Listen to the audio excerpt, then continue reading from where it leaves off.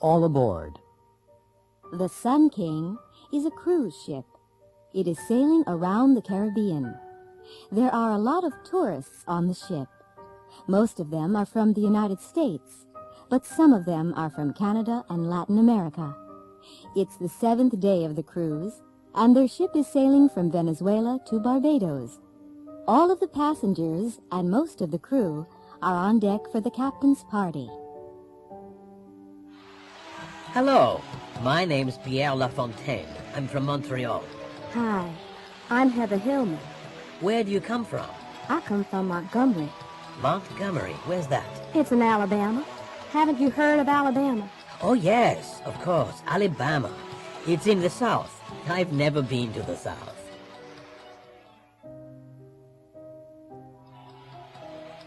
What a terrible party. Oh, really? Do you think so? Yes, I do. Oh, by the way, my name's Mary Ann Wilson. I'm Tom Gray. Nice to meet you. I work in a bank. What do you do? Well, I'm captain of this ship. It's my party. Oh, I'm so sorry. That's okay. No problem.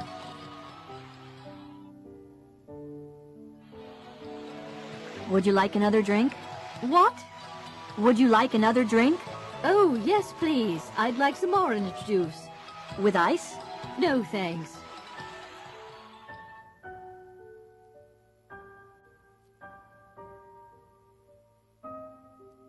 Using the telephone.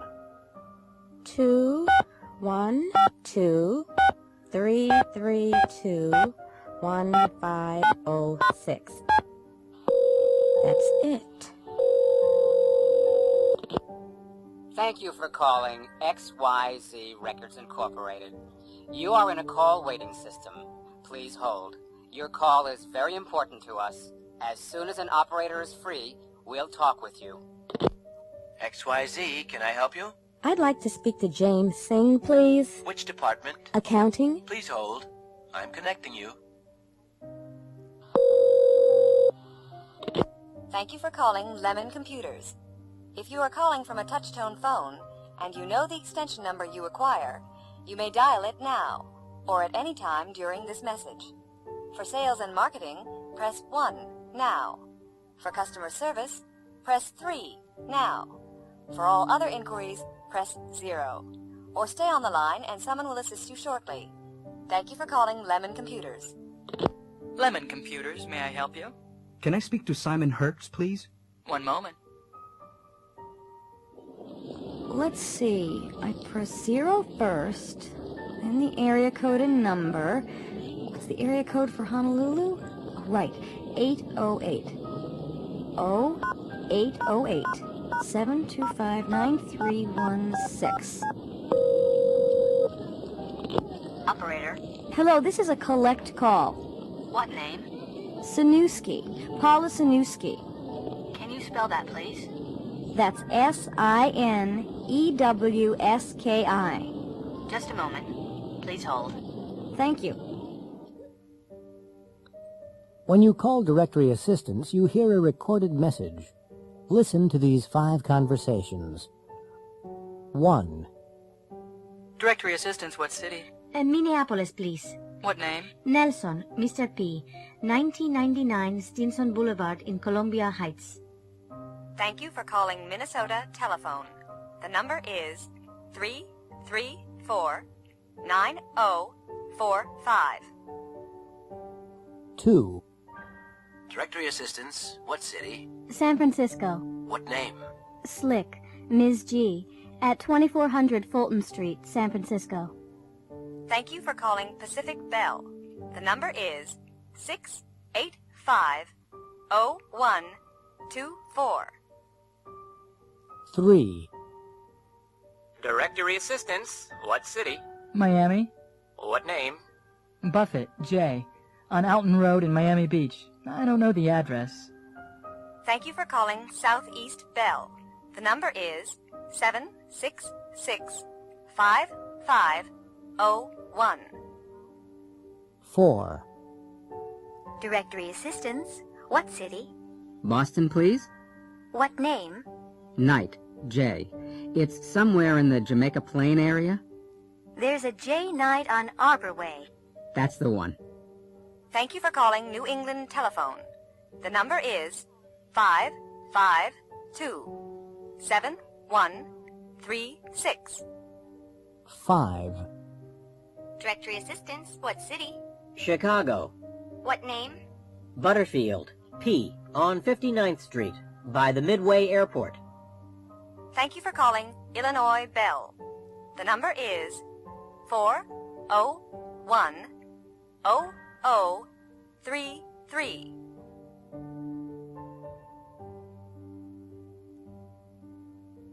Fizz is fantastic. Meet Mr. and Mrs. Lopez of San Antonio, Texas. They have 3 young children, and they have to do a lot of wash. There are 2 piles of dirty clothes on this table. With this pile, we're going to use new Fizz, and with that pile, we're going to use another leading detergent. We have 2 identical washing machines here. The only difference is Fizz. While the machines are working, let's have some coffee. Okay, both machines have stopped, and Mr. Lopez has taken the clothes out. Well, Mr. Lopez, what do you think? Well, we washed these clothes in Fizz, and those clothes in the other detergent. Can you see any difference? I sure can. These clothes over here are much cleaner, and they're whiter and softer than those over there. These clothes? We washed these clothes with new Fizz. That's right, Brian. It's really much better than our usual detergent. Our clothes have never been cleaner than this. So which detergent are you going to use from now on? New Fizz, of course. It's the best detergent we've ever used.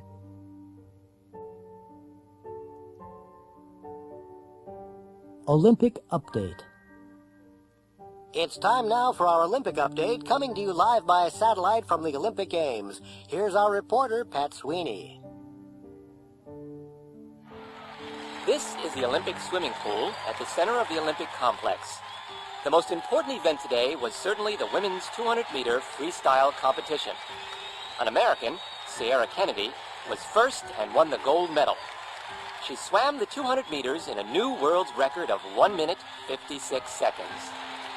The United States won 2 gold medals yesterday and 3 the day before. So in the first 3 days of the Olympic Games, the American team has won 6 gold medals. Here you see Jack Lumber from Canada. This morning, he won the men's javelin final. On his first try, he threw the javelin over 100 meters. Nobody has ever done that before. A new world record. Unfortunately, there was nearly a terrible accident in the javelin event.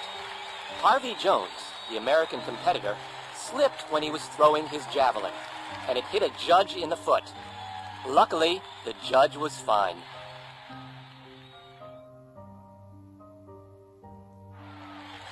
Here we are in the Olympic Gymnasium. Olga Ivanov, the 15-year-old Russian gymnast, has just finished her routine. We're waiting for the results now. And here they are. She has an average of 9.5 points. That's the best score today. Olga's won the gold medal.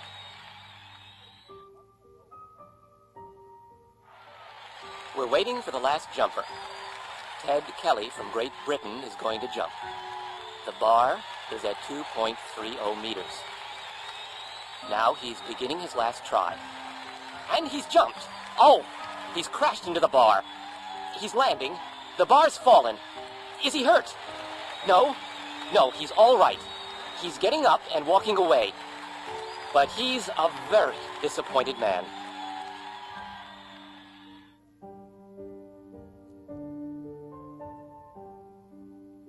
Waiting for a friend.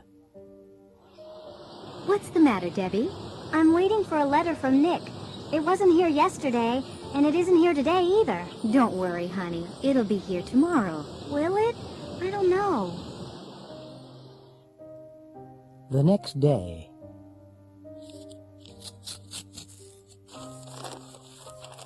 Mom, it's here. And Nick's coming to Pittsburgh. Oh, really? When? He'll be here next Monday. What time will he be here? You have classes on Monday. He'll be on the 7:40 train.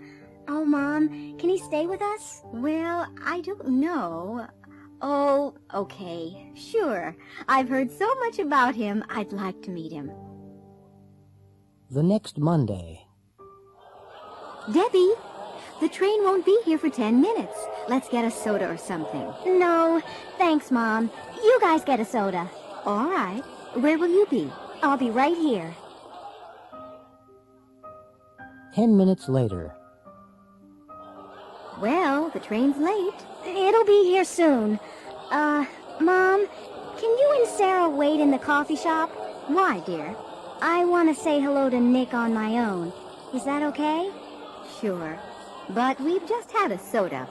We'll be in the bookstore right over there. Thanks, Mom. I won't be long.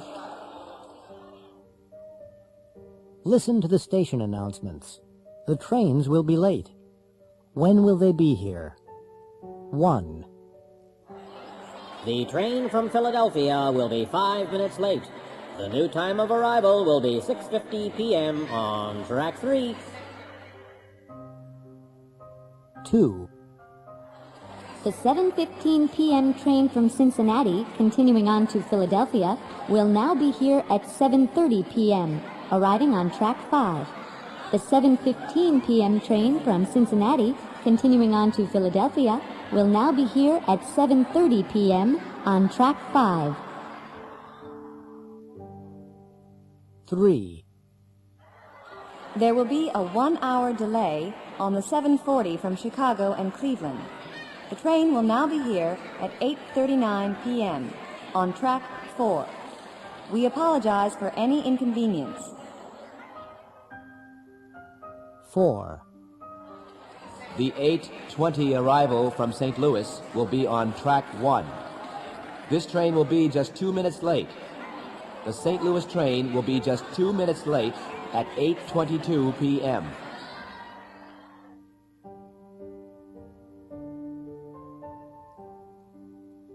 Monday morning. What's the matter, honey? Oh, I don't know. Come on, something's the matter. What is it? It's just life. It's so boring. It's not that bad. We have 2 wonderful children. That's right, we do. And we never have any time with them. Well, we both have to work, hon. We need the money. Okay, but it's all right for you. I'll leave in 5 minutes, but you'll be here all day. I won't be home till 6. Sure, but your day will be interesting, and you'll meet people. I'll be here in front of the computer screen all day. I won't talk to anyone. You're a computer programmer, Dan. That's your job. You're lucky. You can work at home. Yeah, but you like your job, Rosie. You really do. What? Who will I meet today? Tell me that. What will I do? I'll tell you, Dan. I'll get on the same train, then I'll go to the same office. I'll speak to the same boring people, and I'll listen to the same stupid jokes. I'll get the same train home, then I'll get home and help the kids with their homework. I'll cook dinner, honey. I always do. Yeah, but I'll wash the dishes.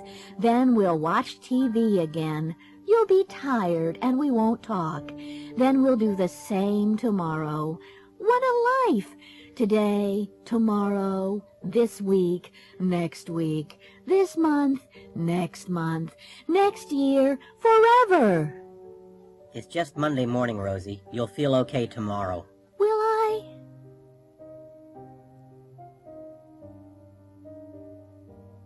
Good luck, Waldo. Good evening, and welcome to Channel 35 News. A 66-year-old Monterey man, Mr. Walter Busby, is in the studio with us. Mr. Busby is a retired bank clerk. Tomorrow morning, he will begin a fantastic voyage. He and his wife, Betty, are going to sail from Monterey, California, to Australia. That's 7,000 miles across the ocean, in a small motorboat. Now, Walter. Please, call me Waldo. All my friends call me Waldo. All right, Waldo. Why are you doing this? Well, I haven't seen my son for 10 years. He lives in Australia, and we've never seen our grandchildren. But your boat isn't very big, Waldo. Will it get to Australia? Oh, yes, I think so. It'll get there all right. It'll take a long time, of course, but we're not in a hurry. I just retired, you see, and we'll stop on the way. Where will you stop? Do you know? Oh, yes. We have a map. Here it is. We'll stop at several places. We'll need food and gas. Ah, yes, food. What'll you do about food? No problem. We'll catch fish. I see. And water? That won't be a problem either. It'll rain. It rains a lot at sea, you know. Will you take a radio with you? No. We never listen to the radio. We don't like pop music. We like some peace and quiet. We'll take a lot of books. Well, actually, I meant a two-way radio. How will you navigate? Will you use a compass? A compass? No. We won't need a compass or a radio. We'll navigate by the sun and stars. I got a book from the library. Well, good luck, Waldo. You'll certainly need it. Listen to the news report.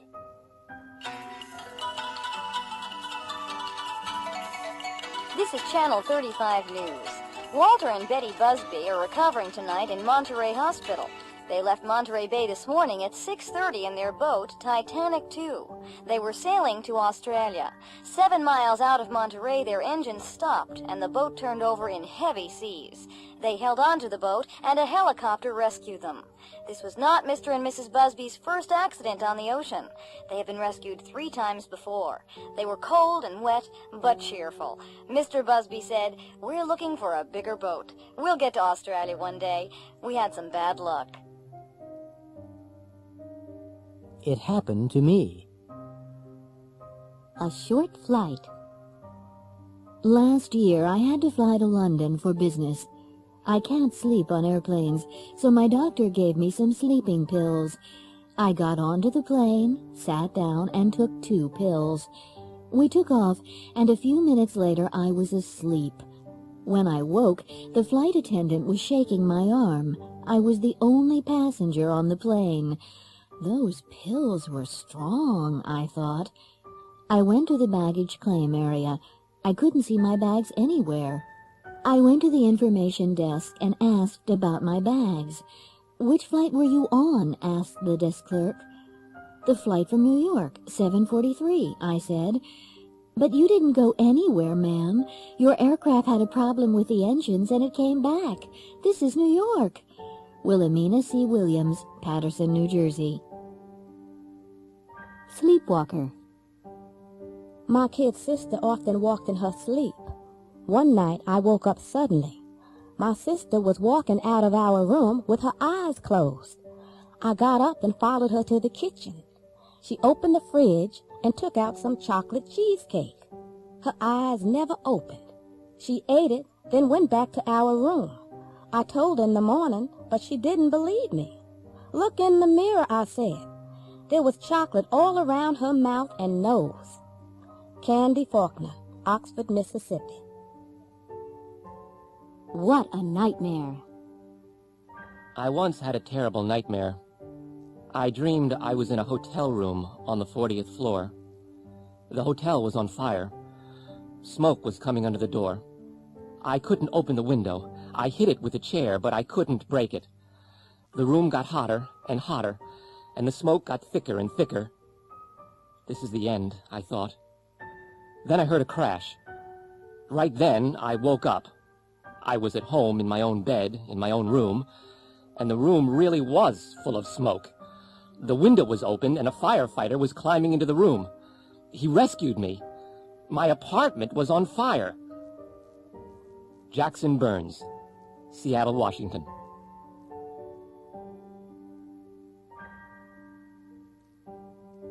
At a drugstore. Can I help you? Yes, thank you. I have a terrible headache. How long have you had it? About 2 or 3 hours. Well, try these pills. Take 2 every 4 hours. Thank you very much. You're welcome. Could I have a box of throat lozenges, please? With antiseptic or without? With. There you go. Will that be all? Yes, that's all. Sorry, I only have a $50 bill. Okay, out of 50.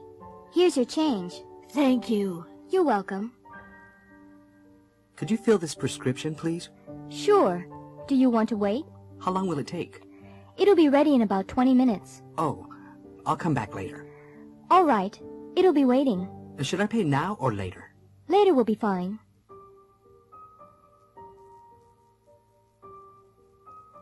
Superstar. Come in. Yes, Miss Baloney? No, Gary. I don't want you.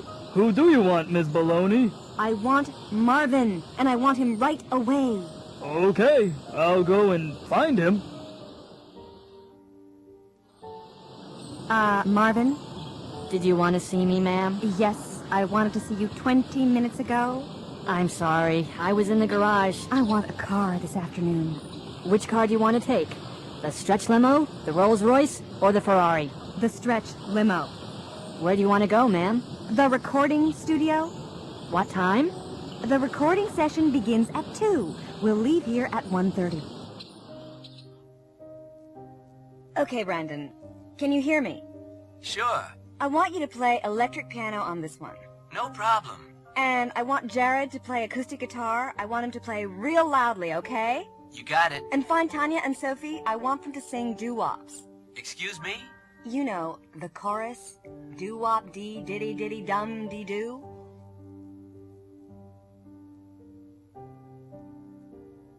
Look, feel, taste, sound, smell.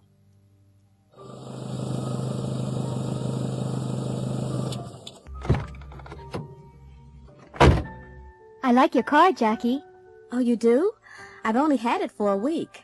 It looks very expensive. Really? I guess new ones are expensive, but this one's used. It is? It doesn't look like a used car. It looks brand new. It feels cold in here. It does? Yes, really cold. Is the heat on? Yes, it is. It'll feel warmer in a minute.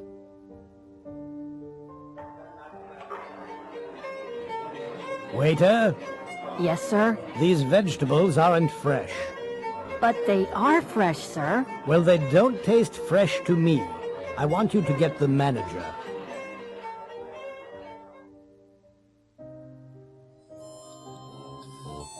I'd like you to listen to my new stereo, Eduardo. Does it sound all right? Yes, it sounds fine to me. I think the bass is too loud. No, it sounds perfect. It sounds better than mine.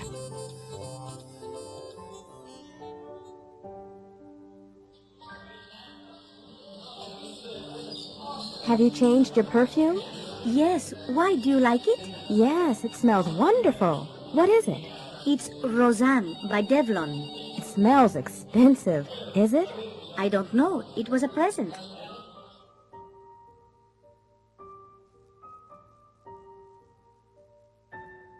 A science fiction story.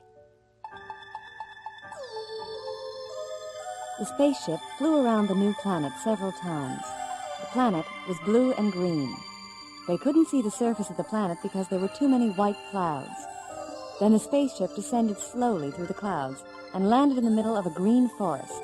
The two astronauts put on their spacesuits, opened the door, climbed carefully down the ladder, and stepped onto the planet.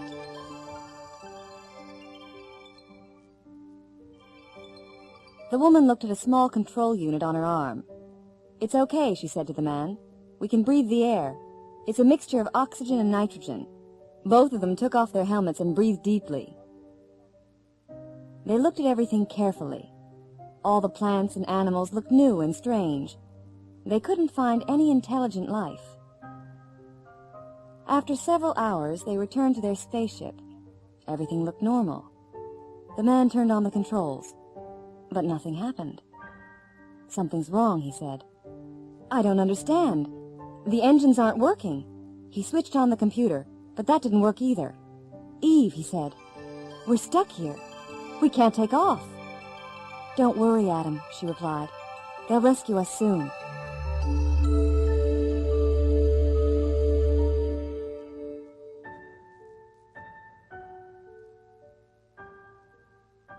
It's too hot. In the hotel coffee shop. Come on, Kim. Hurry up and finish your coffee. We have to catch a taxi to the airport. We'll be late. I can't hurry. This coffee's too hot for me to drink. Why don't you put some cold milk in it? Milk? I don't take milk in my coffee. Oh, okay.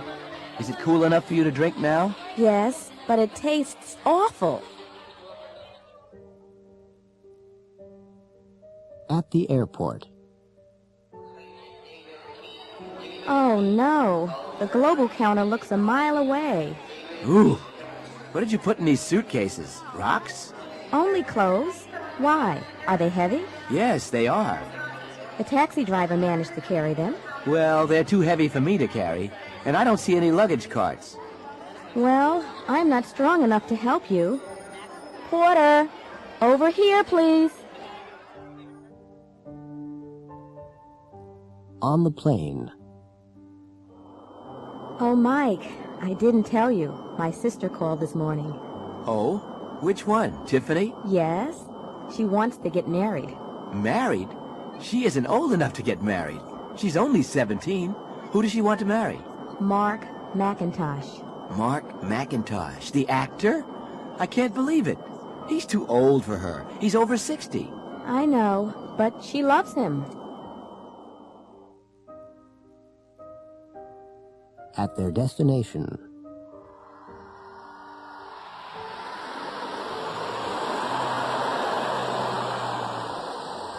Oh, no. There goes the last bus. Well, let's walk to the highway and catch a different bus. It's a mile away. That's too far for me to walk. Let's take a taxi. Another taxi. We aren't rich enough to go everywhere by taxi. Mike, haven't you forgotten something? What? We have 3 suitcases. Do you really want to walk? You're right. Taxi!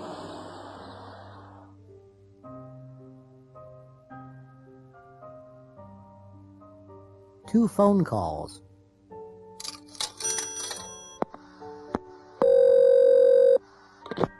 Hello? Vicky, is that you? Uh-huh. Who's this? It's Randy. Randy? Randy who? What do you mean, Randy who? Randy Dixon, of course. Oh, Randy. I'm sorry. Yes. We had a date last night. Where were you? I waited for 2 hours. Oh, I'm sorry, Randy. I couldn't come. Couldn't come? Why not? Well, I had to wash my hair. Wash your hair? Why didn't you call me? I wanted to call you, but, I couldn't remember your phone number. It's in the phone book. Yes, of course, but, I couldn't remember your last name. Oh. But why did you have to wash your hair last night? Well, I had to do it last night because I'm going to see a play tonight. To see a play? With who? George McQueen, my boss's son. I see. He asked me yesterday, and I couldn't say no. Listening. Listen to the next phone call. Who is the manager talking to? Now listen again and check true or false. Hello? Good morning. This is the First State Bank. My name's Bridget O'Connor. I'm the manager. Oh, yes? Did you get my letter? What letter was that? Well, I wanted to see you. I called yesterday, but I couldn't get an answer. Was that in the morning? That's right. I'm sorry, I wasn't here. I had to see my doctor. I've had problems with my leg. I wanted to ask you about your account. My account? Yes. You wrote a check for $1,000 last week. $1,000? Yes, and there's only $152.95 in your account. But I don't have an account with First State. Now look here, Mr. Trump. Mr. Trump? Who's Mr. Trump? I'm not Mr. Trump. I'm sorry. Is this 848-3592? Say that again? 848-3592. Ah! This is 848-3952. My name's Sikorsky. You have the wrong number. Oh.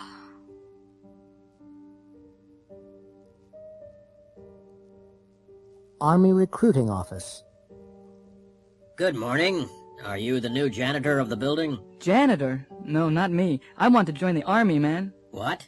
You in the army? Yeah, I want to be a soldier. This is the army recruiting office, isn't it? Well, yes. Sit down, son. Thanks, man. Now, why do you want to be a soldier, Mr. What's your name, son? Corona. Frankie Corona. Well, I saw the commercial on TV last night. It looked pretty good. Vacations, money, travel, education, a pension. I see. Yes, it's a good life in the army. Terrific! Now, do you have any questions? Let's see. Yes, will I have to get a haircut? Oh, yes, you'll have to get a haircut and wear a uniform. A uniform? I've never had to wear a uniform before. Oh, yes, and you'll have to obey orders. But you won't have to clean latrines. What are latrines? Toilets. I've never had to clean toilets. What about the work? Will I have to work hard? Oh, yes, you'll have to work hard, all right. And what about education? Oh, yes, there are a lot of opportunities. Maybe you'll be a computer programmer or a communications expert one day. Okay, I'd like to join. All right, just sign here, Frankie. There you go, man. Frankie Corona. Corona. Huh? Stand up. Stand up straight, Corona. Now, march. Left, right, left, right. You're in the army now.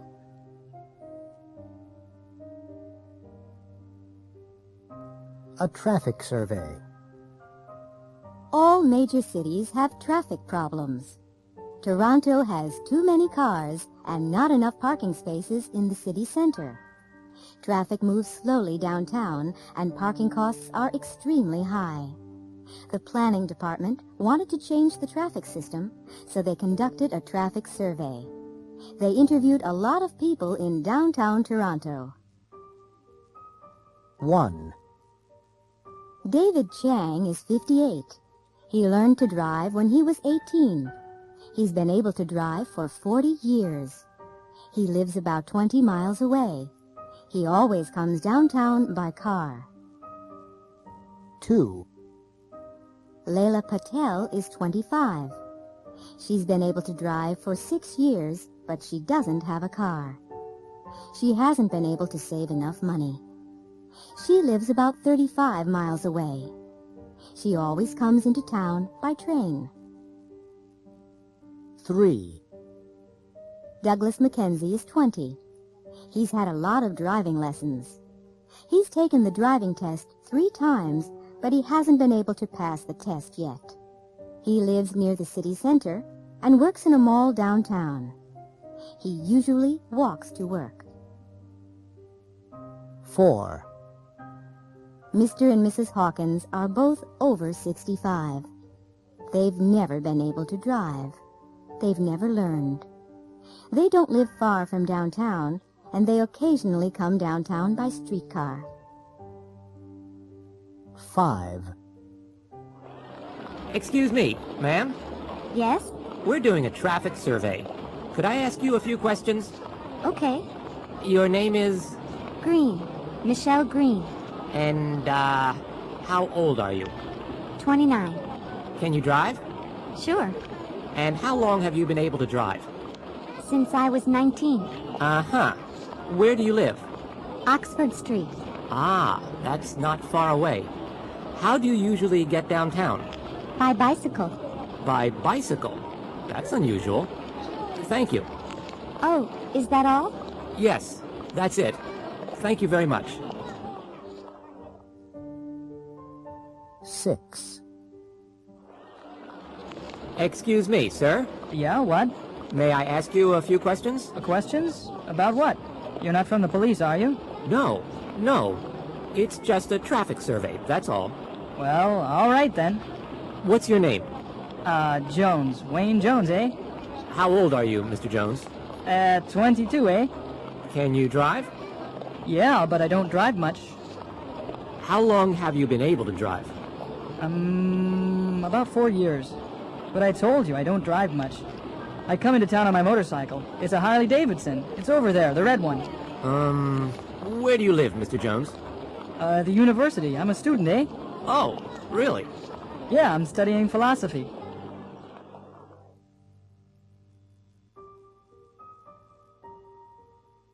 changes. Why do you want to study computer programming? Well, I lost my job last month, and I haven't been able to find another one. I see. Do you have any money? Well, some, and my girlfriend will be able to help me. Good. The course costs $2,500. Ooh, will I be able to find a job as a computer programmer? Oh, sure. You'll be able to get a good job and make lots of money. Please sign here. This is the room. Do you like it? It's very nice.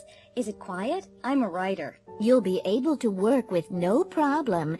There's almost no noise here. Will I be able to use the kitchen? Yes, of course. Fine. It looks good. What's that? Oh, that's just our neighbor. He works on old cars. He's usually quiet. Have a seat, Jim. You work in the mailroom, right? That's right. I want to transfer to the International Sales Division. Why do you want to join the International Division, Jim? Well, I don't really. I just want to travel to Latin America. How good is your Spanish? Spanish? I've never been able to learn Spanish. Well, what will you be able to do in the International Sales Division? I don't know, but I won't be able to work very hard. I have a bad back.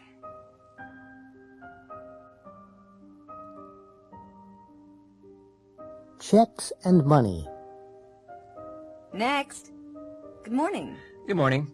I'd like to cash this check, please. Okay, $200. Oh, you haven't signed it. Really? Oh, I'm sorry. There you go. How would you like the money? 20s, please. Oh, and could I have $20 in smaller bills? Sure. 20, 40, 60, 80, 100, 120, 140, 160, 180, 190, 195, 6, 7, 8, 9, 200. I'd like to get this, but I don't have enough cash on me. Do you take traveler's checks? Yes, of course. Good. Here you are. Thank you. I'll need some identification, too. Sure. Is my driver's license all right? Yes, that's fine. Just sign and date it. I have a stamp with the store's name.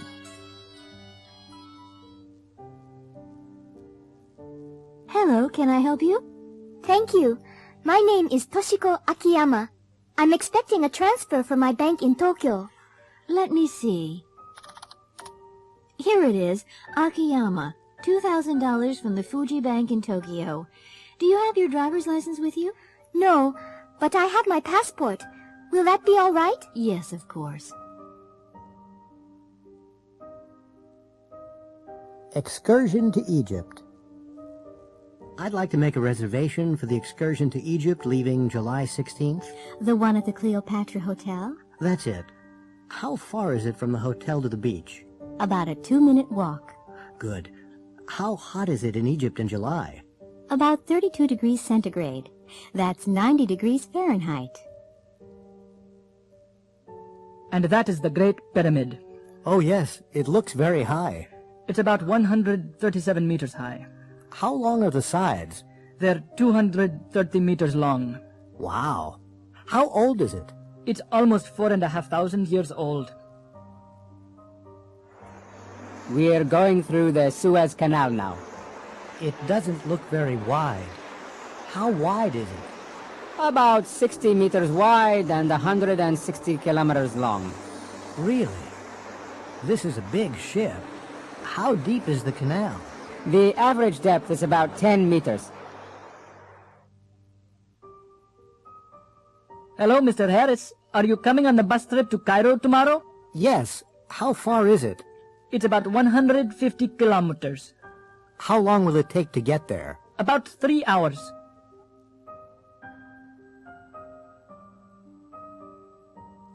Everybody's in a hurry.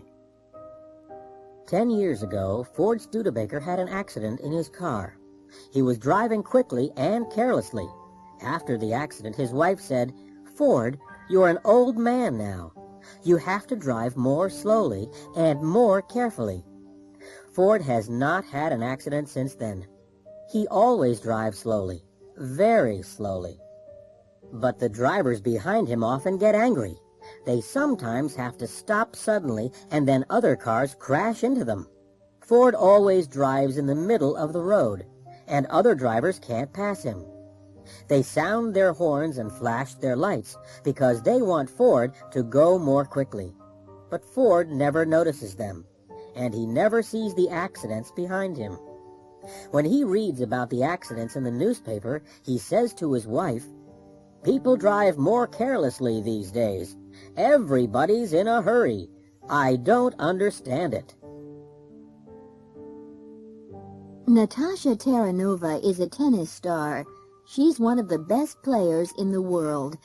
She hits the ball hard and fast, harder and faster than any other player. But many people dislike her because she often behaves badly. She sometimes gets very angry. Last year, she shouted at the crowd and broke her racket on the ground during the final of the Texas Championship. She didn't play well and lost. This year, she played better and won the final. Unfortunately, she got very angry and behaved worse than last year. She threw her racket at the umpire. She will never be able to play in the Texas Championship again.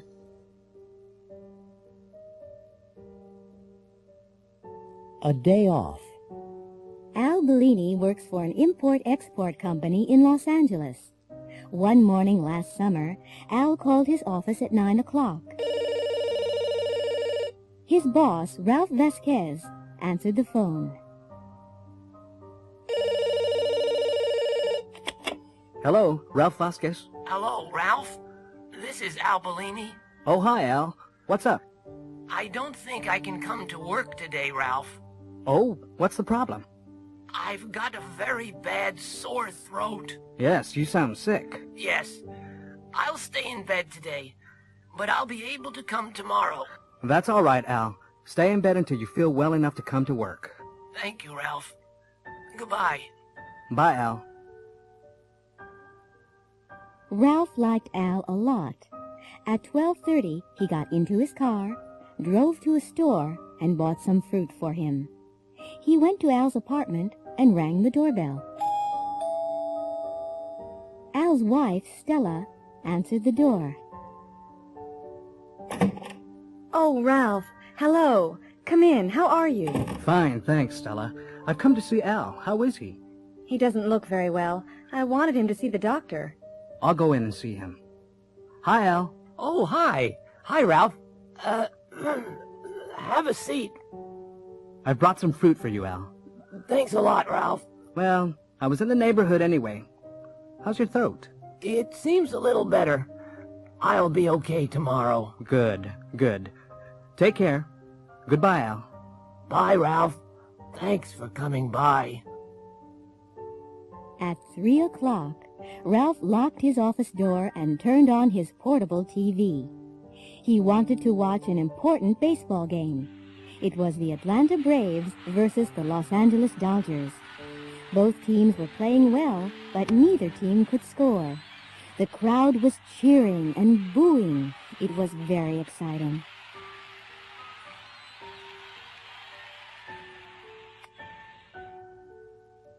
Then at 3:20, Sam Zapata of the Dodgers hit a home run. Ralph jumped out of his chair. He was very excited. He was smiling happily when suddenly the cameraman focused on the crowd. Ralph's smile disappeared, and he looked very upset. Al Bellini's face, in close-up, was there on the screen. He didn't look sick, and he didn't sound sick. He was smiling happily and cheering wildly.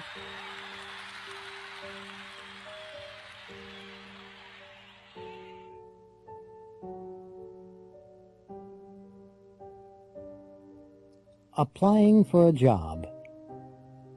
How do you do? It's Paula Chandler, isn't it? Yes. How do you do? Have a seat. I'm Art Miranda, and I have your application form here. I just want to check the information. Fine. Sure. You're applying for the position of Export Sales Representative, aren't you? Yes, I am. You aren't from Connecticut, are you? No, I'm not. I'm from Massachusetts. You got a bachelor's degree in business administration at college, didn't you? Yes, that's right. But you didn't get a master's degree, did you? No, I didn't. And you have worked in international sales, haven't you? Yes, I have. I've been a sales representative in Mexico and Central America. But you haven't worked in Brazil, have you? No, I haven't, but I'd like to. You can speak Spanish, can't you? Yes, I can. But you can't speak Portuguese, can you? No, I can't, but I'd like to learn Portuguese. Come in. Have a seat. It's Paul Lanier, isn't it? Yes, that's right. Well, I've looked over your application. Can I just check the information? Yes, of course. You're applying for a secretarial job. Yes, a bilingual secretarial job. You aren't from Bridgeport. No, I'm from Fairfield. And you went to school in Fairfield. That's correct. Fairfield High. But you didn't go to college. No, I didn't. You can speak French well. Yes, my parents are French-Canadian. But you can't speak German. No, I can't. But I can speak Spanish. You've been a secretary for 2 years. Yes. But you haven't stayed in one job for much time. No, I haven't. I've worked in some awful places.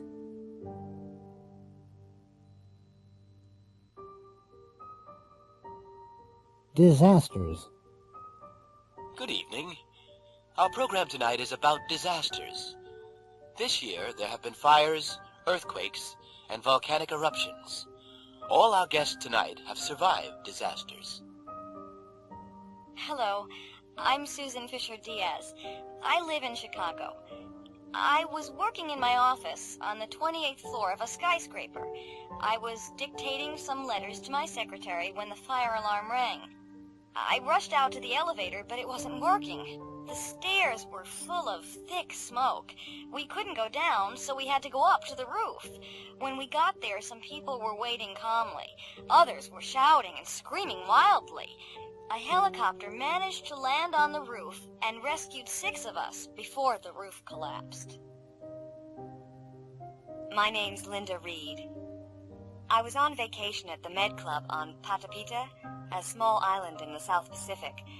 I was taking a nap when the volcano erupted. The noise woke me up. I looked out of the window. Everybody was running toward the harbor. I threw on my robe and ran to the harbor too. I managed to get on a cruise ship. It was leaving when the lava hit town. Hi, my name's Richard Ching. My wife and I were staying with friends in Santa Librada near Los Angeles. We were having dinner when the earthquake began. Everything shook. All the plates and food fell on the floor. We were picking everything up when the ceiling fell in. Fortunately, we were under the table and survived. We had to wait for hours before help arrived.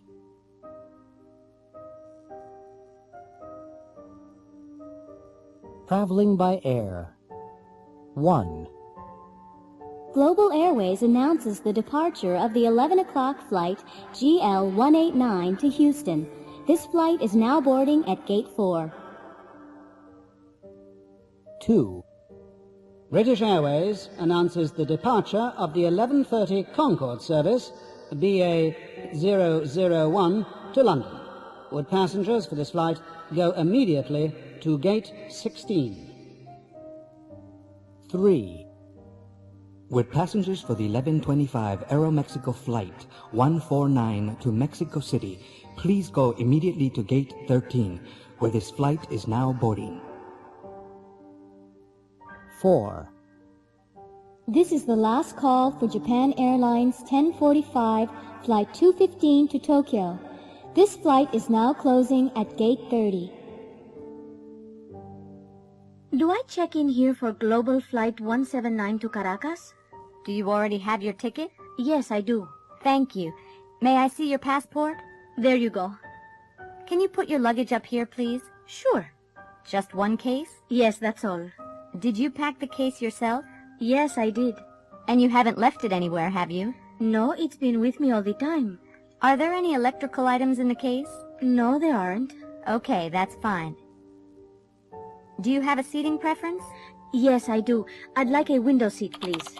Fine. Seat 12A. Here's your ticket and your boarding pass. Thank you. The flight leaves from Gate 4 in the South Terminal. Please report to the gate by 10:30. Enjoy your flight.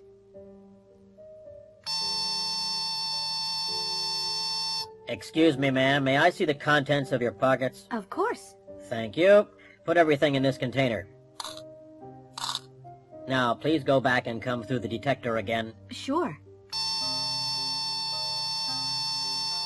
Oh, wait, it's my metal comb. Here it is. That's fine. Put it with your other things. Now come through again. Good morning, ladies and gentlemen. This is your captain speaking. I'd like to welcome you all aboard Global's Flight 179 to Caracas.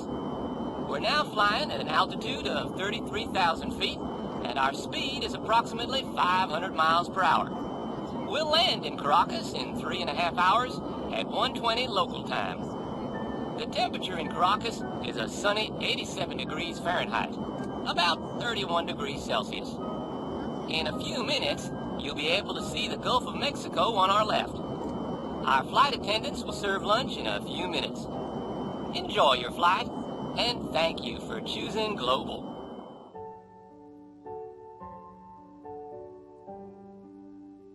I've cut myself. Ow! This knife's sharp. I've cut myself. Let me see. Oh, you haven't cut yourself badly. It's just a scratch. But it's bleeding. It's not bleeding much. I'll get a Band-Aid. Did you see the play on Channel 13 last night? No, I didn't. What was it? Romeo and Juliet. I cried. You cried? Why?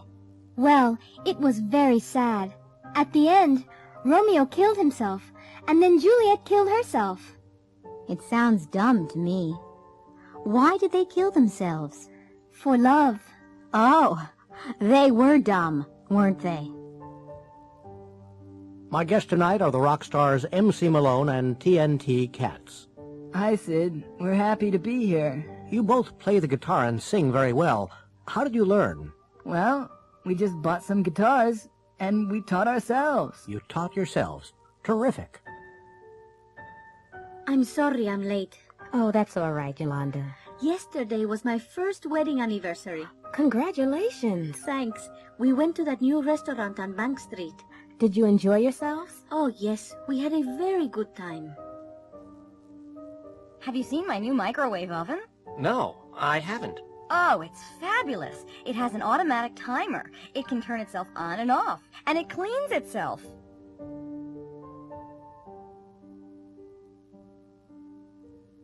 Choosing a pet. Hello, how are you today? Can I help you? Yes, I'm looking for a pet for my son. Can you suggest anything? What kind of pet does he want? A traditional pet? A cat or a dog? Or something unusual? Well, he'd like a snake or an alligator, but he isn't going to get one. We have a nice dog right now, a Rottweiler. A Rottweiler? Oh, no. I've heard about them on the news. They're very big and mean. Oh, no, ma'am. They aren't as mean as some dogs. Really? Yes, really. Last week we had a small dog here. It was only as big as your purse, but it was as mean as the devil. It bit me 3 times. Let's forget dogs, then. What about a cat? A cat. They aren't as friendly as dogs, are they? No, but they don't eat as much as dogs either, and they're very clean. Or what about a bird, a parrot or a parakeet? We have both. Which do you recommend? Well, parakeets aren't as easy to train, and they never speak as well as parrots. Yes, but parakeets don't need as much space as parrots, do they? That's true. Parakeets are very popular because they're so easy to keep. Yes, but they're a little noisy, aren't they? I want a quiet pet. A quiet pet? Well, what about a goldfish? There's nothing as quiet as a goldfish.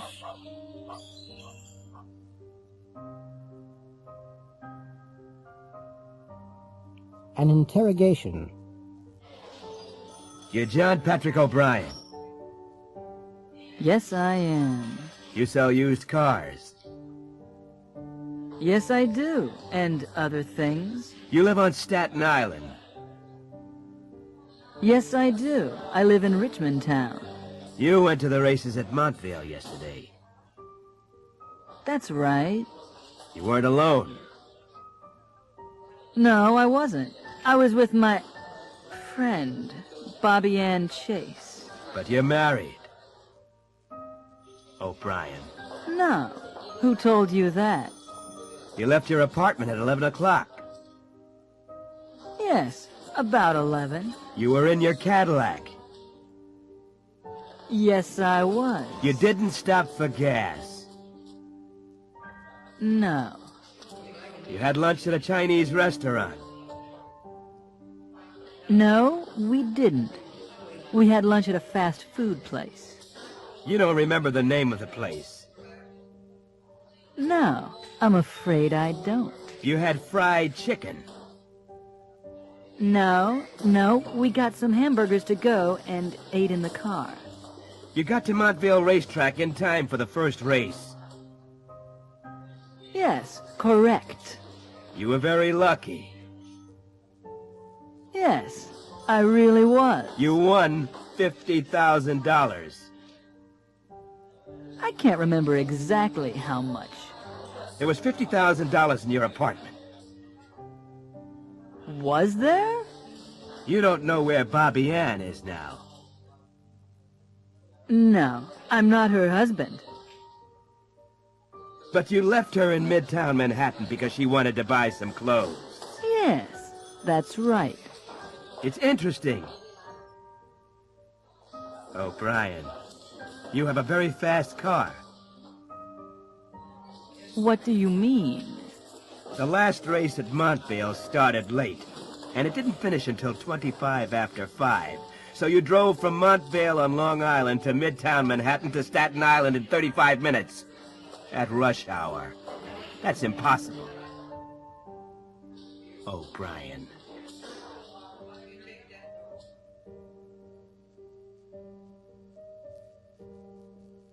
Going to a party. Hi, great to see you. Come in. Hi, Jake. I'm not the first, am I? No, the others are all in the dining room. The food's in there. Let me take your coat. Thanks. Oh, I brought some flowers. Thank you. I'll put them in some water right away. Is Bruce coming? He's already here. Go on in. Hi, Kate. I like your dress. Thanks. Have you seen Bruce? Bruce? Oh, yeah, Bruce. He was here a second ago. Have you had something to eat? No, not yet. The vegetables and dip are over there. Help yourself. Thank you. There's some salad over here. And there are some potato chips and nuts on the table. Okay. See you later. Hello, Kate. Not dancing? No, I'm just hanging out. You didn't see Bruce in the kitchen, did you? No. Oh. Hey, this is a great song, isn't it? Do you want to dance? Sure, why not? Well, here's your coat. Thanks for coming. It was nice of you to invite me. I really enjoyed myself. Good. You've got to come to Jake's birthday party next month. Okay. What happened to Bruce, do you know? He left early, I think. I didn't see Michelle either. No, I think she left early, too. Oh, well. Thanks again.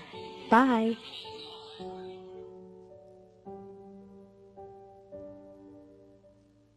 Together again. Kelly Strong and Rod DeBiro are in the studio. They're acting in a scene from Together Again. In the movie, Kelly is Constance, a young nurse in Africa. Rod is Armand, a famous zoologist. Okay, scene 34, take 8.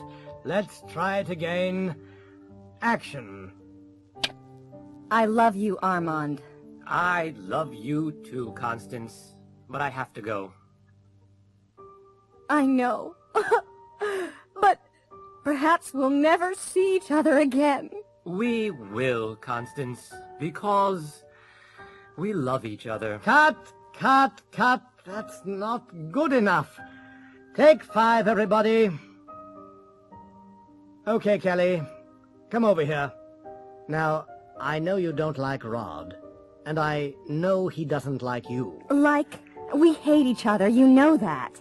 But you're actors, and in the movie, Constance and Armand love each other, right? Right, but... No buts. You have to look at each other.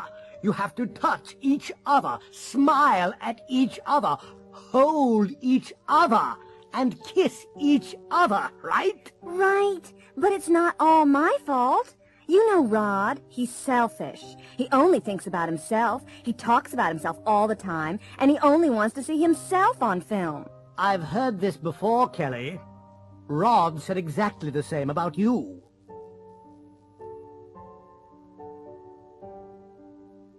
So am I. I'm taking my vacation next month. Really? So am I. I need a change. So do I. I'm tired of the same office and the same people every day. Right. Where are you going? Florida. Oh, really? I went there last year. So did I. We always stay on the Florida Gulf Coast. We never go to Miami or Palm Beach. No, neither do I. It's too crowded there. Where exactly are you going? Sanibel Island. It's about 50 miles south of Sarasota. Do you know it? You're kidding. No, I'm not. I've been there 3 times. Well, so have we. And we're going there this year, too. Not to the Sand Dollar Resort. Yes, why? Well, I'll see you there. That's my hotel, too.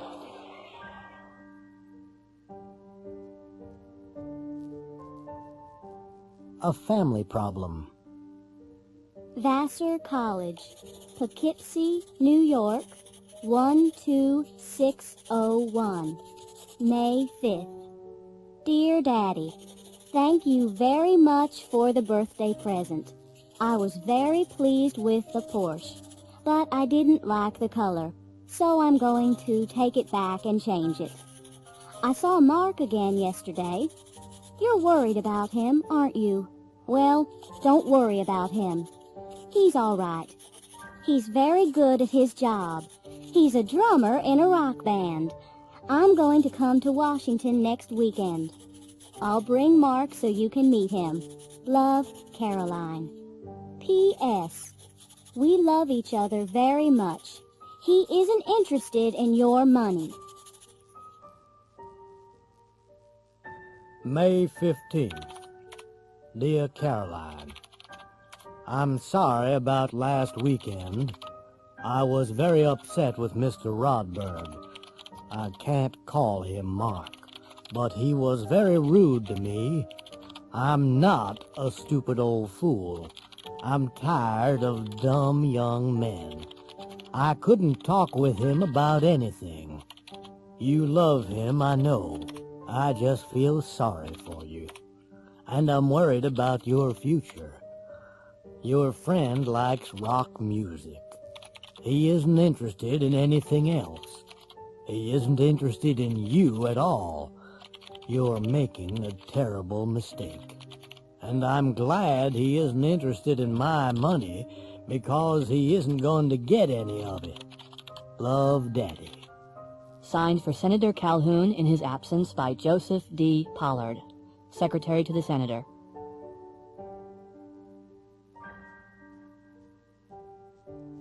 The Yes-No Contest. Hi there, I'm Barry Smiles. Welcome to the Yes-No Contest.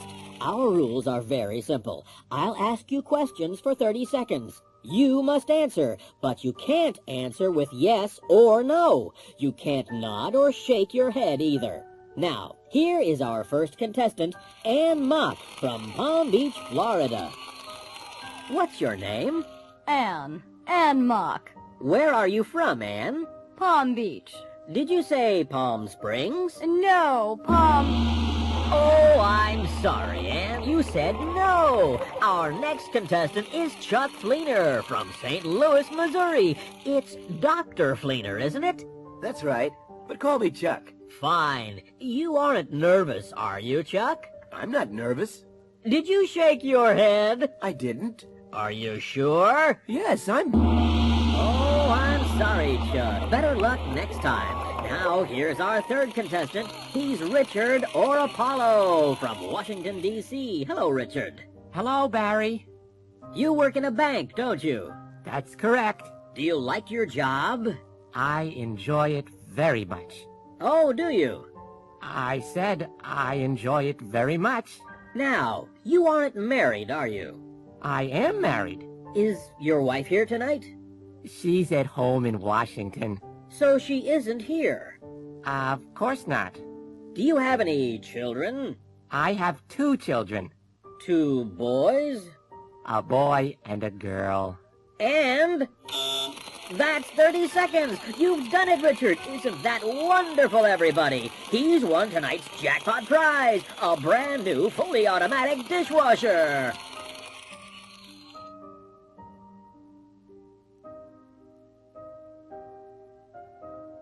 I used to.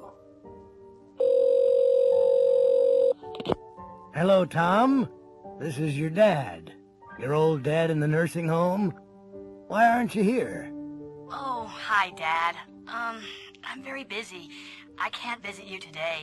I'm sorry, Dad. Tom. You used to visit me. You used to take me to the movies.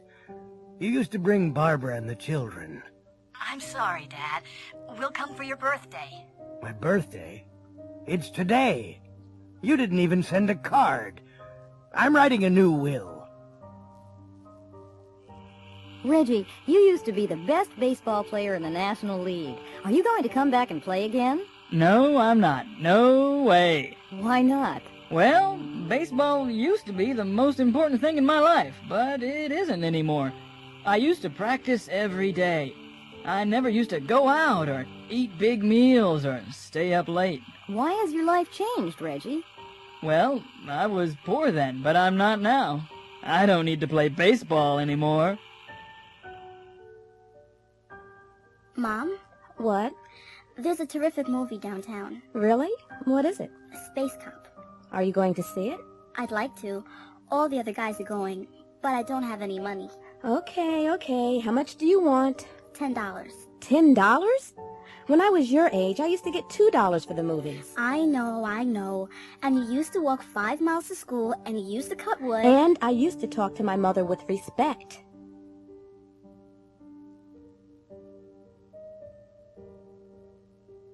A busy office. Yes, Erica, what is it? Bob Hudson wants to speak with you, JP. I'm very busy right now. Ask him to call back later. All right. Oh, and Erica, tell Chris to fax the sales report to the Toronto office. Okay, anything else? Yes. Tell Helen not to call her friends on the office phone. All right, I will. Hello? This is Mr. Powell's assistant again. I'm afraid Mr. Powell's very busy right now. Could you call back later? All right, thanks.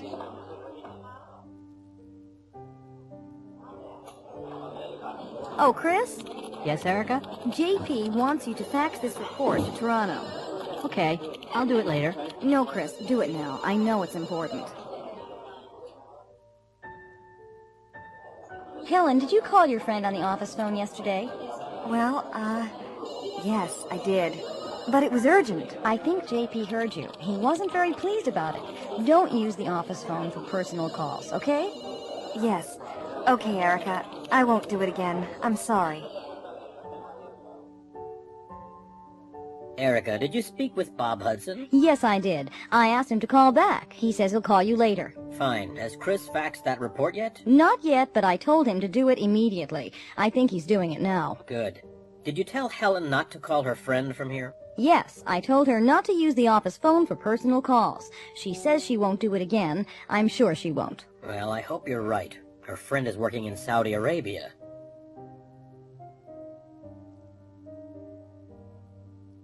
The smuggler. Latka was a customs officer in Europe. He used to work in a small border town. It wasn't a busy town, and there wasn't much work. The road was usually very quiet, and there weren't many travelers. It wasn't a very interesting job, but Latka liked an easy life. About once a week, he used to meet an old man. His name was Spevna. He always used to arrive at the border early in the morning in a big truck. The truck was always empty. After a while, Latka became suspicious. He often used to search the truck, but he never found anything. One day, he asked Spevna about his job. Spevna laughed and said, "I'm a smuggler." Last year, Latka moved to the United States. One night, he was having dinner in a restaurant in Los Angeles. On the other side of the restaurant, he saw Spevna drinking champagne. Latka walked over to him. Hello there. Hi. Do you remember me? Sure, of course I do. You're a customs officer. I used to be, but I'm not anymore. I retired last year, and I live with my daughter in Los Angeles now. I often used to search your truck in the old country. But you never found anything. No, I didn't. Can I ask you something? Of course you can. Were you a smuggler? Of course I was. But the truck was always empty. What were you smuggling? Trucks.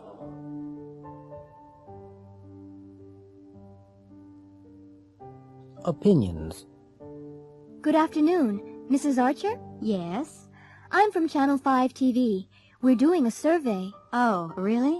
Could I ask you a few questions? Well, First, did you watch TV last night? yes, after dinner, from about 7 o'clock. And did you watch any of our programs? Yes, most of the evening, till 11. So you saw Animals in Focus. What did you think of it? It was very interesting. I like wildlife programs. So you're interested in wildlife? Uh-huh. That kind of program always interests me. It's very difficult to film animals, you know. What about your husband? Did he watch it? Only for about 5 minutes. He's not interested in animals. Look, I'm very sorry, but I have to pick up the kids from school. Are there many more questions? Oh, I'm sorry. I'll give you the questionnaire. Could you and your husband complete it and mail it to us? Sure. First of all, Animals in Focus. What did you think of that? Great, really great. It was educational, just right for the children, and chimpanzees always amuse me.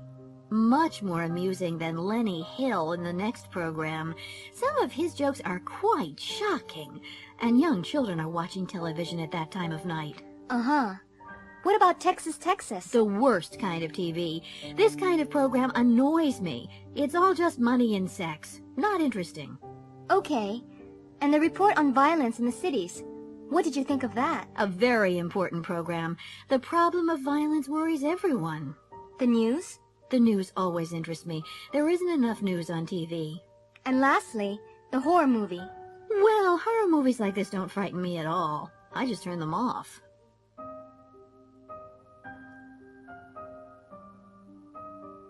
Advice. Hi, Keith. How's it going? Oh, hi. You don't look very happy. What's up? Oh, nothing really. I bought these jeans about 2 weeks ago, and they're too tight. I have to lose weight. Maybe you should go on a diet. Sure, but what kind of a diet? You should eat lots of salad and fruit. I hate salad. I prefer meat and French fries. And I love candy. There you go. You shouldn't eat too much meat, and you shouldn't eat candy at all. I know, Nick. Believe me, I know. What's the matter, Dario? You're very quiet today. I'm worried about my English. What's the problem? I'm not practicing enough. Why not? Well, it's hard to meet Americans. You should go out more. Where should I go? Maybe you should join a gym or take a class. Americans never speak to me.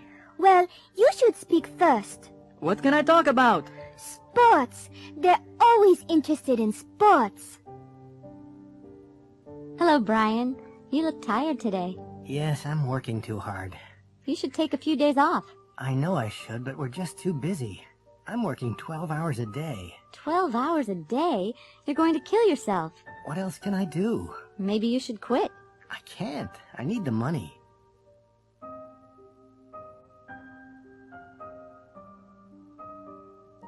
Congratulations. I'm David Burns, and I'm going to announce the winners. Senator Cheryl Adams is going to present the awards, and our first winner is 78-year-old Mrs. Flora Dobson. You all remember her. She's a very brave woman. She's the one that knocked out a robber with her walking stick. Step over here, Mrs. Dobson. Congratulations, Mrs. Dobson. Is that the stick that knocked him out? Pardon me? Oh, yes. This is the one, all right. This is the one that knocked him out. I hit him like this. Oh, dear. You won't hit me, will you? Well, thank you, Mrs. Dobson. Pardon me? Thank you. Thank you. And our second winner is Mr. Mac Foden. He's the one that drove his truck into Silver Creek and saved a town. Congratulations, Mr. Foden. You were very brave. How's your leg? Not too bad now, thank you, Senator. And now we have a pair of twins, Mandy and Marie Fox from Wisconsin. You all remember them. They're the ones that pulled a 9-year-old boy from a frozen lake last January. Well done. Which one of you is Mandy and which one's Marie? I'm Mandy. And I'm Marie. Next, we have Travis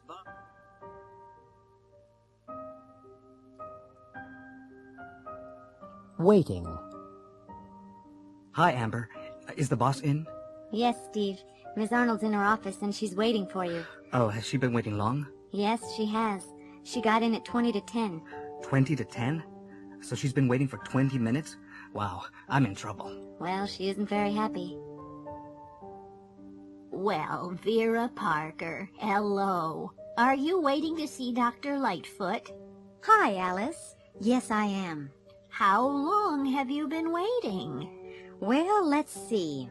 I've been waiting since 9 o'clock. So you haven't been waiting long.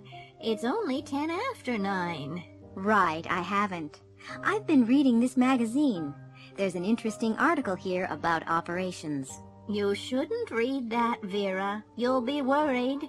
No, I won't. I enjoy medical articles, you know. I've been reading about heart surgery. There are some great pictures. Look.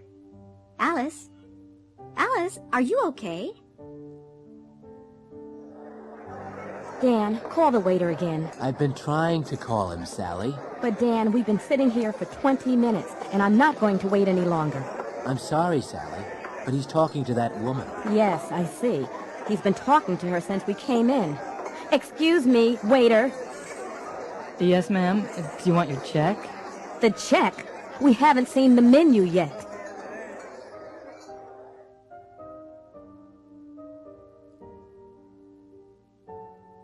Well, I guess it's difficult to choose just 5 things out of a whole lifetime. I need a little time to think. Well, the most important thing for me was the birth of my son. But I guess everyone chooses a birth. But that really changes your life. That's the biggest change for sure. What else? Strange. I think the assassination of President Kennedy in 1963. That's a long time ago. Really a long time. But I was in high school, and for me, it's like the line between being a kid and, I don't know, growing up. I don't think it changed my life, but I remember it so well. And everything was different after that. So that's 2 milestones then. Oh yes, and the day that I moved into this house. I've lived here for 20 years. I've always loved this house. Then there was my accident. I don't like talking about it, really. I fell down a mountain when I was skiing. I was in the hospital for 6 weeks. I couldn't walk for nearly a year. What else? That's not all. One more.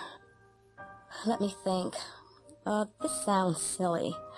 A few years ago, I was in an elevator and it stopped, just like that, between floors. I was alone there for 5 hours. I was terrified. I thought about my life and my family. I still have nightmares about it.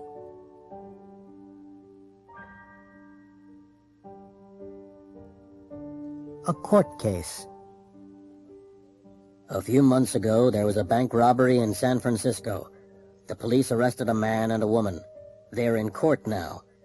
Mrs. Cato saw the robbery. She's on the witness stand. The judge and the 12 members of the jury are listening to her. A lawyer is asking her some questions. Now, Mrs. Cato, you saw the bank robbery, didn't you? Yes, I did. You saw a man, didn't you? That's right. I saw him when he went into the bank and when he came out. Now, look around the court. Do you see that man? Yes. He's the one. He's the man I saw. He wasn't alone when he went into the bank, was he? No, he wasn't. He was with a woman. Now, do you see that woman in the court? Yes. There. She's the woman I saw. I see, Mrs. Cato. Now, look at the man and woman again. This is very important. Are you absolutely sure about them? Absolutely sure. They're the people I saw. Now, Mrs. Cato, what was the man wearing when he went into the bank? I don't remember everything, but I remember his hat and his bag. Look at Exhibit A on the table. Is that the hat? Yes, that's the hat he was wearing. And Exhibit B? Yes, that's the bag he was carrying. Do you remember anything about the woman? Yes, she was wearing a black wig and red high-heeled shoes. How do you know she was wearing a wig, Mrs. Cato? Because it fell off when she was running to the car. Look at Exhibit C on the table. Is that the wig? Yes, that's the wig she was wearing. And Exhibit D, look at the shoes. Yes, they're the shoes she was wearing. Thank you, Mrs. Cato.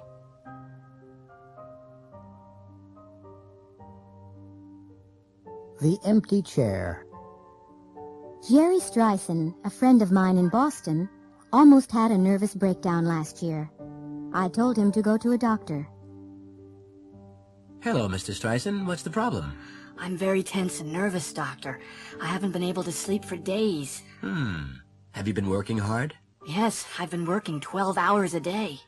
Well, you should take a few days off. Go someplace quiet and peaceful, like Nantucket. It's a quiet island near the coast of... Jerry took a boat from New Bedford to Nantucket and arrived late Friday evening. He rang the doorbell of a boarding house, and the owner, Mrs. Searcy, answered the door. Then she showed him to his room. Jerry was very tired and went straight to bed. He slept well and didn't wake up until 9 o'clock the next morning. Jerry went downstairs for breakfast. Because there weren't any other guests, Mrs. Searcy invited him to have breakfast with her and her daughter Catherine. Catherine was already sitting in the dining room. She was about 13 years old, with long black hair and clear gray eyes. Mrs. Searcy went to the kitchen to make breakfast. Jerry and Catherine looked at each other nervously for a few seconds. There are 4 places at the table.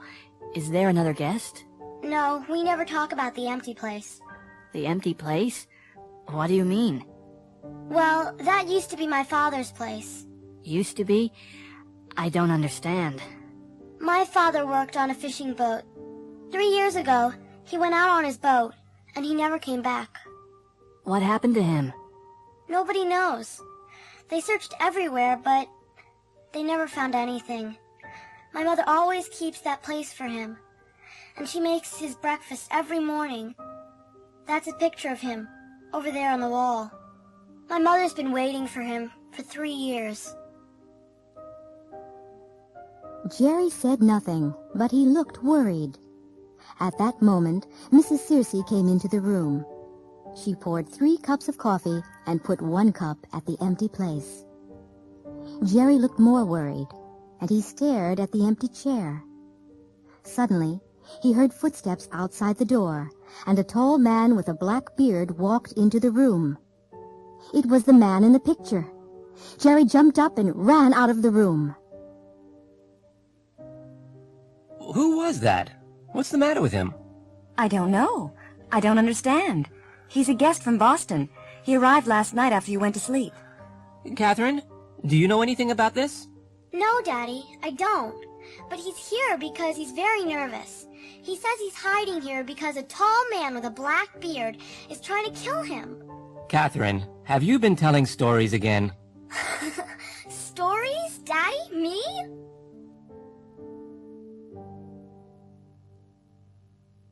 How long? How much? Please have a seat. Thank you. I'm Esther Rosales. I've had an account here for 10 years.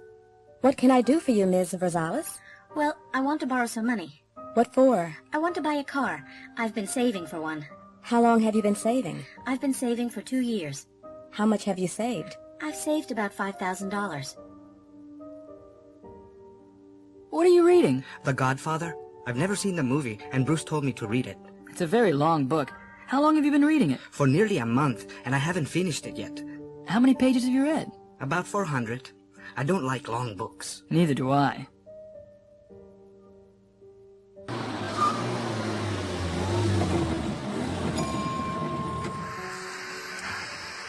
Yes, ma'am. What can I do for you? Hi. Fill it up, please. Regular unleaded or super? Regular unleaded. It's nearly empty. I've been driving all day. Oh, really? How far have you driven? About 400 miles. From Atlanta. That's a long way. Check the oil? Yes. Okay. And finally, news about Kimberly Lewis, the athlete from Pennsylvania. Kimberly is jogging across the United States from New York to Los Angeles. She has just arrived in Kansas City, Missouri. Kimberly left New York 2 months ago and has traveled nearly 1,300 miles. Kimberly has collected nearly $300,000 for physically challenged children. She has used 12 pairs of running shoes and more than 100 pairs of socks.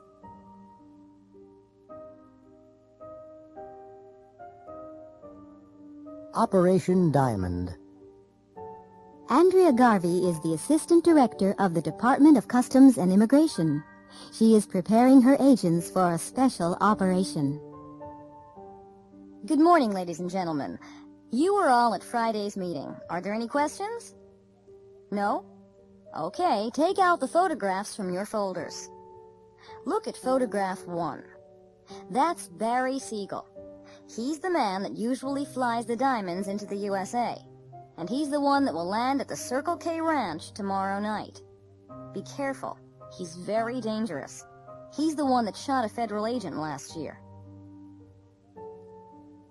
Now photograph 2. That's Gulliver. He's the one we really want. He's the one the Mexican police arrested last year, but they had to release him because they couldn't find any diamonds with him. He controls 20% of the illegal diamond trade. He's the one we have to catch with the diamonds and the money. Look at photograph 3. Look at the woman on the right. Her name's Betty Lou Harris. She's working for us. She'll be at Gulliver's house at the ranch. She's the one that gave us the information. Watch out for the 2 men on the left, Farrell and Casey. They're the ones we've been following. They always carry guns, and they're the ones that will shoot first. Ms. Harris is probably the one they'll shoot. Do you all have photograph 4? Good. Look at the airplane. It's a Cessna 310. It's the airplane that brings in the diamonds. It's the kind of plane that can fly under radar, land anywhere, and take off quickly. You can forget the registration number. It's different every time. Okay, photograph 5. That's the area they're going to land in. Look at the trees in the background. They're the trees we're going to hide in. There's a road behind the trees, and that's the road they'll have to use. It's the only one. Finally, photograph 6. The Circle K Ranch. It's very nice, isn't it? Gulliver has 3 houses, and this is the one he paid almost $5 million for last year. Look at the car outside. That's the car that will meet the plane. It's the car he always uses. We want Gulliver, Siegel, the diamonds, and the money all together. Any questions? No? Okay, good luck.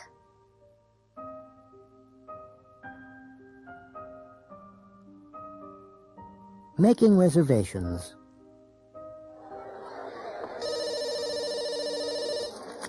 Hello, Lobster Palace Restaurant. I'd like to make a reservation for tonight. All right. What time?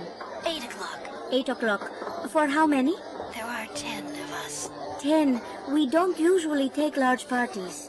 I know, but we are regular customers. What's your name, please? Diana Ross. Miss Ross. Of course, that will be all right. Party of 10 at 8.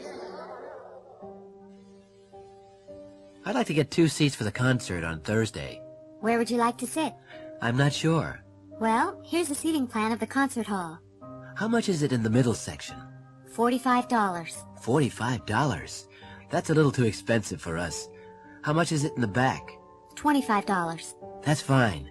What time does the concert start? At 8 o'clock. Do you have any seats left on the Bay Area tour tomorrow? Yes, we do. There are a few seats left. Is that the tour that includes the Sonoma Valley? That's right. How long does the whole tour take? About 7 hours. Should I pay you now? If you don't mind.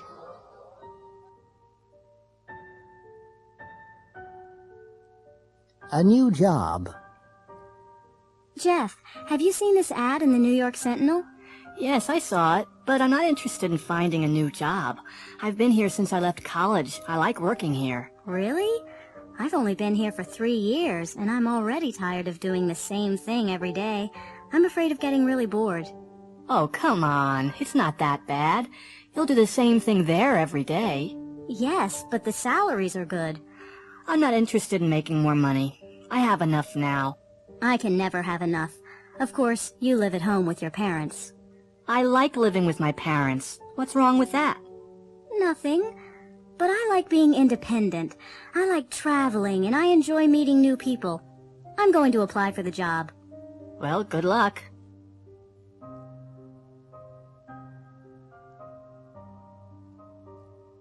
Talking about the weather. Good morning, Libby. Hi, Jake. It's a nice day, isn't it? Yeah. What are you doing today? I'm not sure. I might go to the beach later. Well, take an umbrella. I've just seen the weather report. It might rain this afternoon. Good afternoon, Mrs. Acuna. Hello, Jake. It isn't very nice today, is it? It was a nice morning. It might stop raining soon. I hope so. Are you playing tennis today? Maybe. It depends on the weather. Good evening, Mr. Pastorius. Good evening, Jake. I think we might have a storm tonight. Oh, really? Yes. The sky's very dark, and I've just heard thunder. Oh, great. I like thunderstorms. I don't. I'm afraid of the lightning. Weather report. Good morning. I'm Wayne Porter, and here is the latest weather report from Channel 15. First, the national picture. The Pacific coast will have strong winds, which might bring rain from Northern California through coastal regions of the Pacific Northwest. In the Rockies, there will be heavy snow. It will be cold and dry in the Midwest, with cloudy skies in the afternoon. Over to the Northeast, where there will be clear skies this morning. There might be some rain in the afternoon, but it won't be heavy. You can expect temperatures in the high 30s to low 40s. Finally, here in the Southeast, it will be warm and sunny in the morning, with a 40% chance of rain in the early afternoon. There will be rain in the evening, and there might be thunderstorms at that time. Now we're going over to Joan Zane in our Tampa studio for your local weather news. Good morning. I'm Wayne Porter with your latest weather news from Channel 15. Let's look at the national situation first. The Pacific coast will have clear and sunny skies all day, but it will be quite cold. The Rockies can expect further heavy snowfalls in the north, and it will be extremely cold. The Midwest will have strong winds coming down from Canada, and these winds will bring a lot of rain into the region. There might be snow in the west of the region later. The Northeast will have cloudy skies with temperatures in the mid-40s. There will be strong winds and heavy rain on the Gulf Coast of Texas, and there might be thunderstorms later in the day. These storms might move across into Florida by the early evening. In Florida, it will be a very hot, humid day with cloudy skies, but there won't be any rain in the earlier part of the day. Now let's hear from Joan Zane for more weather news for the Tampa Bay area. A restaurant kitchen. Hurry up, Chef. I have 12 customers and they all want today's special. Some of them have been waiting for 15 minutes. They're getting upset. I know, but I only have 2 hands. You'll have to help me. Help you? That's not my job. I'm a waitress, not a cook. Well, one of my assistants is off today and the other is out sick. Oh, okay. What do I do first? Well, start putting the meat on the plates, and I'll finish these vegetables. Okay. Is that enough meat? That's a little too much. Take some off. What about potatoes? Oh, put on plenty of potatoes. They're cheap. And lots of peas. All right. Can I take them out now? Have you put the gravy on yet? Huh? Oh, no, I haven't. Where is it? Here it is. Oh, there isn't enough gravy. There's plenty in that pot over there. Where? Oh, okay. I've got it. Fine. Now you can begin taking the plates out to the customers. Whew, they're hot. Well, use a dish towel. And don't carry too many plates. You might drop them. Oh, I won't drop them. I've never dropped a plate in my life.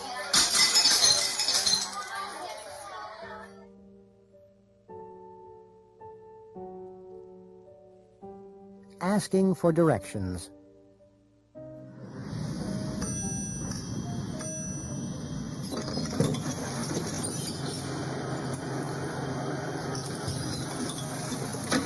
Good morning. Can I help you?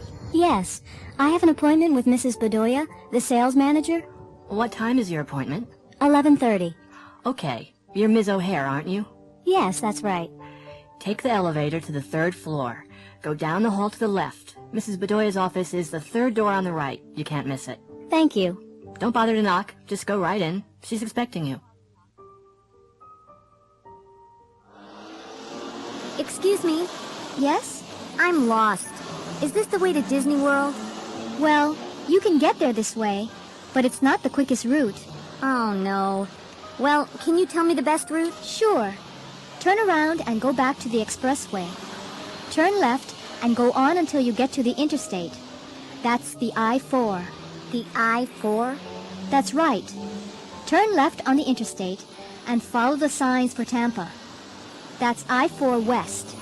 You'll see signs to Disney World after a few miles. It's exit 26.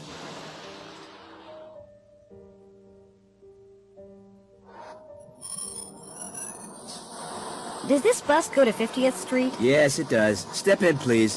What's the fare? $1.25. Okay, here's $2. Can't you read? Exact change only. Oh, okay. I have 5 quarters here. Can you tell me when we get to 50th Street? Okay. Thanks a lot.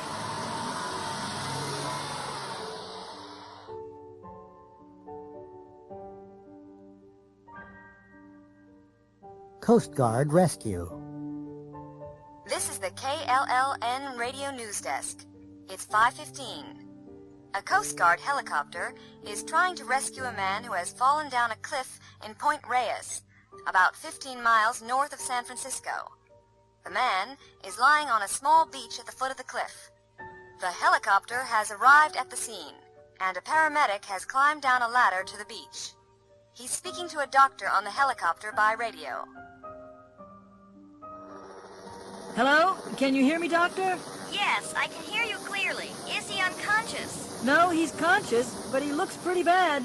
Okay, ask him if he can move. Can you move? No, Ask him if he's in pain. Are you in pain?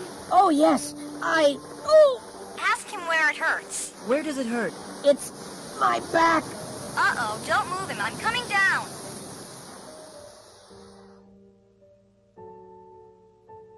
Bob Atkinson is the editor of the Daily Sun. He's sending a young reporter, Lois Gold, to interview the singer Duke Williams. Now, I've arranged an interview for 4 o'clock at his hotel. Ask him lots of questions. You know, ask him if he likes the city, ask him what his next record will be and when he recorded it, and ask him where. Ask him all the usual questions, but don't ask him how old he is, okay?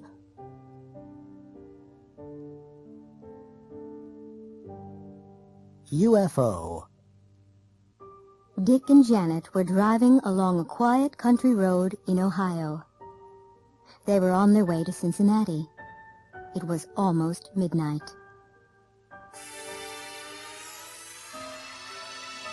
Dick, look over there. There's something in the sky. What is it? I don't know what it is. It's probably a plane. I don't think so. It's too big and too bright. You've seen too many movies, Janet. Oh, no. What's the matter? The engine just died. What's happened to it? Well, I don't know what happened. We'll have to find a service station. There's one in the next town. Great, but I don't know if it's open. It's really late.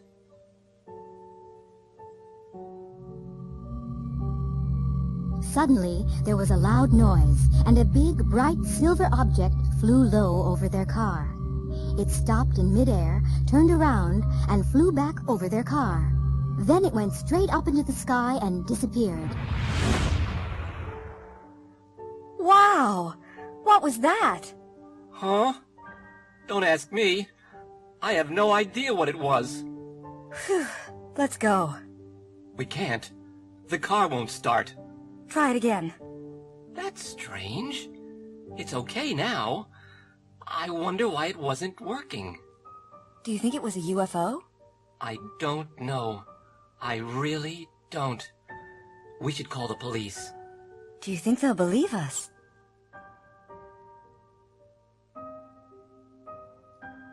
A mugging. One night, Sarah Garcia, an elderly widow, was walking down a dark street in Philadelphia. She was carrying her purse in one hand and a shopping bag in the other. There was nobody else on the street except two young men. They were standing in a dark doorway. One of them was very tall with light hair.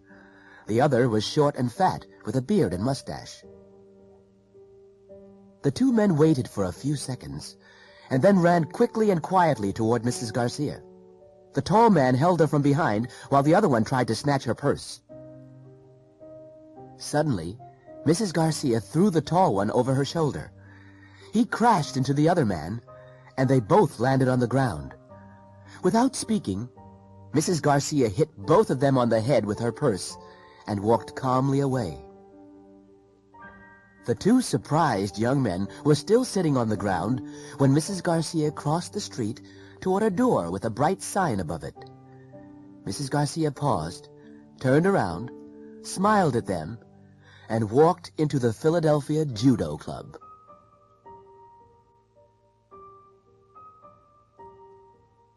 Breakfast Blues. Adrian! Adrian! What?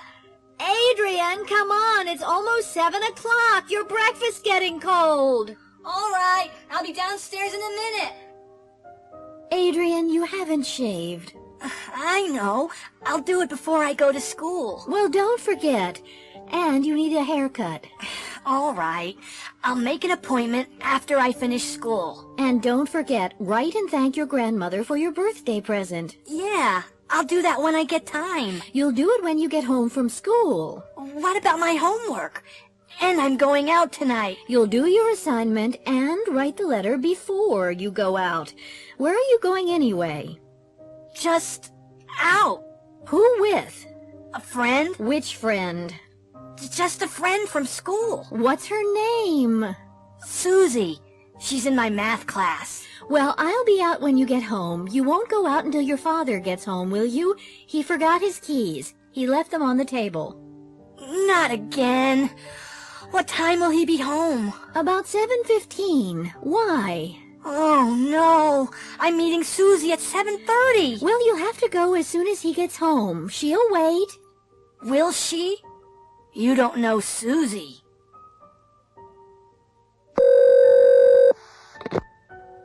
Hello? Hi, Susie. It's me. I'm sorry. Who? It's me, Adrian. Adrian Roth? Oh, hello, Adrian. What's wrong? It's about tonight. I might be late. I'll have to wait until my dad gets home. He forgot his keys. How late? The movie begins at 8 o'clock. Oh, I'll be there before it begins. He'll be home at 7:15. I'll leave as soon as he gets here. What time will you be there? About 10 to 8. Is that okay? All right, but I'm not going to stand outside the movie theater all night. Don't be later than 8 o'clock or I won't be there. Okay. Susie? Are you still there? Susie?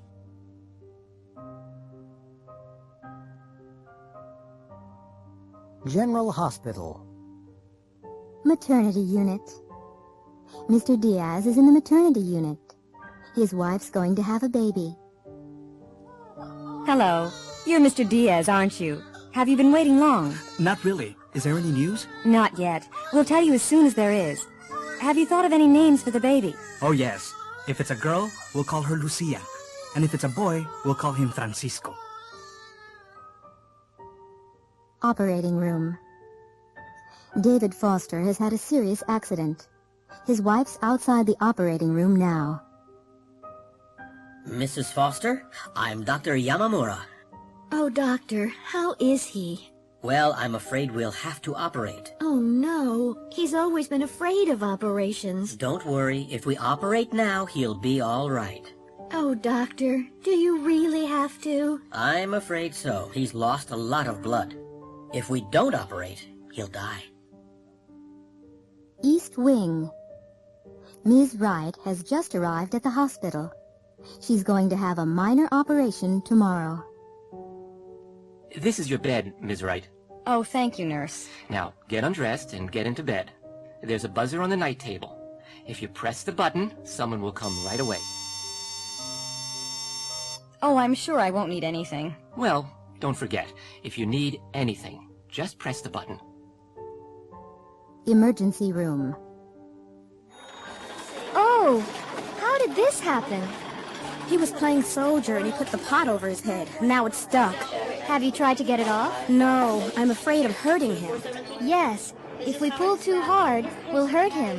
What are you going to do? Well, if I don't get it off, he won't be able to eat. Oh, no. I'm only joking. If I put some soap on his head, it'll come off easily.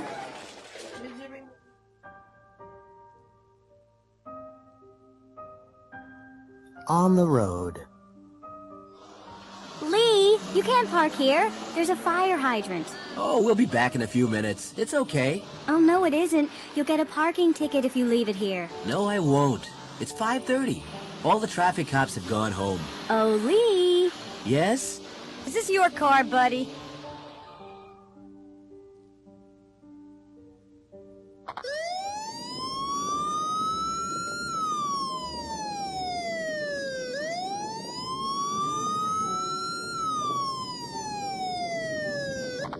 May I see your license? Sure. Oh, I left it at home. In that case, you'll have to come with us to the station. But why? You were speeding, buddy. But I was only doing 35. There's a 30-mile-an-hour speed limit. It's a residential section. Really? I didn't see the sign. We've been following you. So, you were doing 35 too? No. We were doing 60 miles an hour, and we couldn't catch you.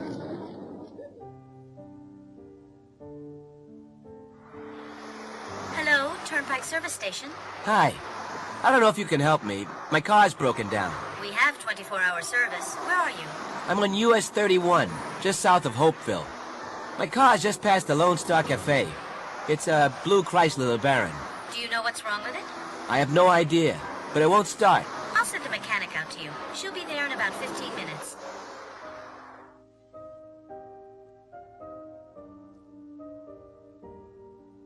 Reservations. Glory Inn, Atlanta. Hi, this is Zoot Lambert, the manager of Titanium. You know, the band. I want... Please hold, Mr. Lambert. I'm putting you through to the reservations manager. But... Mr. Lambert, this is Lauren Perry, the hotel manager. Oh, yeah? Well, I need 5 rooms for Friday night. That's the 15th. I want the best rooms in the hotel. Sorry, I'm afraid I cannot accept your reservation. Now, look, we always stay at the Glory Inn. I know that, sir. Last time you were here, we had a number of complaints from other guests. You mean they don't like long-haired rock musicians? That's not the problem, sir. The band used bad language in the coffee shop and threw 2 TV sets into the pool. Yeah. Well, they'll be more careful this time. I'm afraid that's not all, sir. You haven't paid the account for the last time yet. I'll put a check in the mail. Please do. So, what about our reservation for Friday? I'll answer that very simply, sir. No way!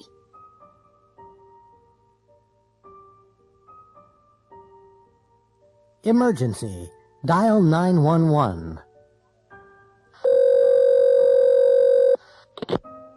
Operator 366. I've just seen 2 cars crash into an armored truck. I think it's a robbery. Where? Just outside the factory gates. What factory? McManus Forge Company on Old Selma Road. The first police car got to the factory 3 minutes later, but it was too late. The robbers had gone. They had knocked out one of the security guards and shot the other. Both guards were lying on the ground near the armored truck. The thieves had taken the payroll for the factory. The police called an ambulance for the guards and questioned 3 people who had seen the robbery.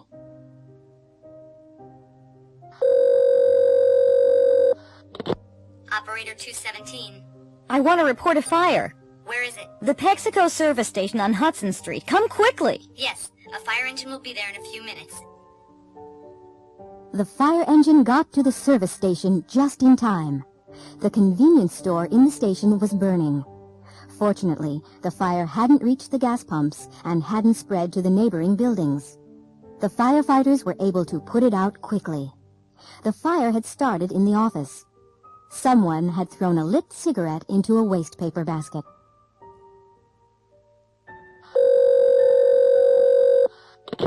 Operator 577. There's a boy in the river. I don't think he can swim. I can see him from my window. In the river? Where? Oh, I'm sorry. Near Key Bridge, the Washington end of the bridge. I'll send a paramedic ambulance right away.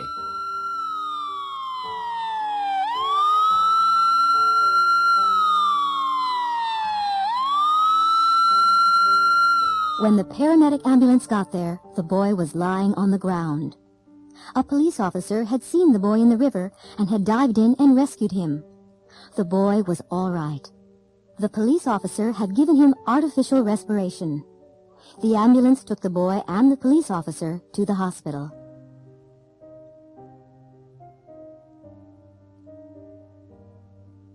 Embarrassing experiences. Reader's letters. Oh, no! Have you ever had an embarrassing experience? Who hasn't? Last week, we asked our readers to tell us about their embarrassing experiences. We received hundreds of letters. Here is a selection. A smart teacher. My most embarrassing experience happened when I had just finished college. I had just started teaching at a high school in Denver. One morning, my alarm clock didn't go off. I had forgotten to set it. I woke up at 8 o'clock, and school started at 8:30. Quickly, I washed, shaved, dressed, jumped in my car, and drove to school. When I got there, classes had already started. I didn't go to the office or the teacher's room, but went straight into my first period class. After 2 or 3 minutes, the students started laughing, and I couldn't understand why. Suddenly, I looked down and understood. I had put on 1 black shoe and 1 brown shoe. Stanley Morris, Boulder, Colorado. Hand in hand. The most embarrassing experience I've ever had happened 2 years ago. My wife and I had driven into New York to do some shopping. The streets were very crowded, and we were holding hands. Suddenly, my wife saw a dress she liked in a store window and stopped. I started looking at some radios in the next window. After a minute or two, I reached for my wife's hand. There was a loud scream, and a woman slapped my face. I hadn't taken my wife's hand. I had taken the hand of a complete stranger. Gary Hall, Paramus, New Jersey. A parking problem. My husband and I had decided to buy a new house, and I'd made an appointment to see our bank manager. I'd never met him before, and I was a little nervous. I drove into town, and I was lucky enough to find a parking space outside the bank. I just started backing into the space when another car drove into it. I was furious. I opened my window and shouted at the other driver. He ignored me and walked away. It took me 20 minutes to find another space. As soon as I had parked the car, I rushed back to the bank. I was 10 minutes late for my appointment. I went to the manager's office, knocked, and walked in. The manager was sitting behind his desk. He was the man who had taken my parking space. Margaret Larcade, San Antonio, Texas.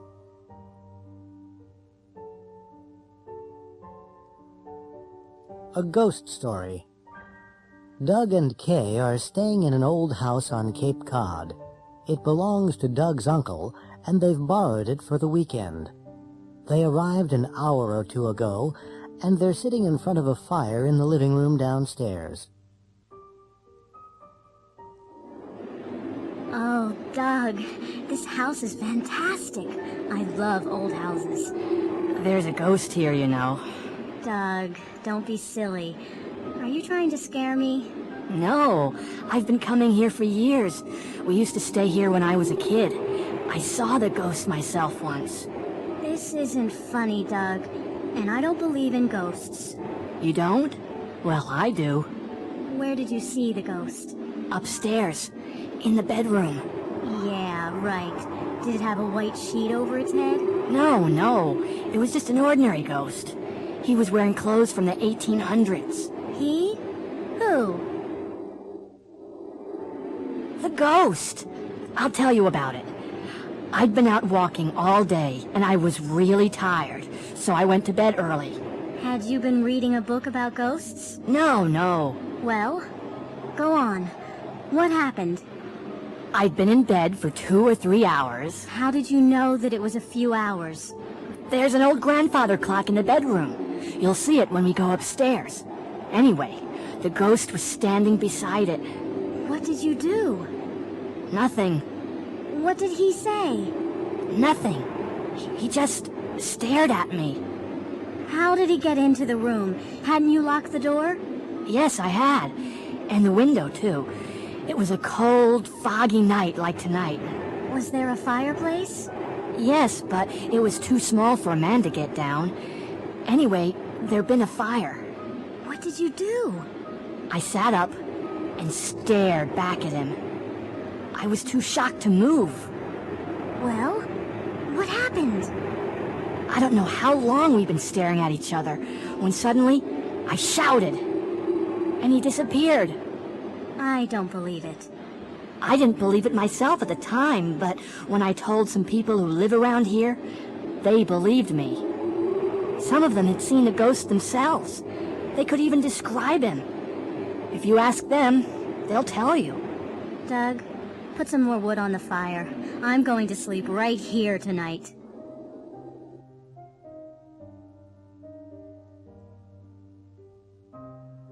Buying a present. In a record store. Excuse me, I'm trying to find Rat Run Rat by Please Be Funky. It's their latest single. Oh, right. It's number 9 this week. CD or cassette? CD. It's right here. Thanks. And do you have the new album by Titanium yet? Heavy Metal Murder? Oh, sure, we have that.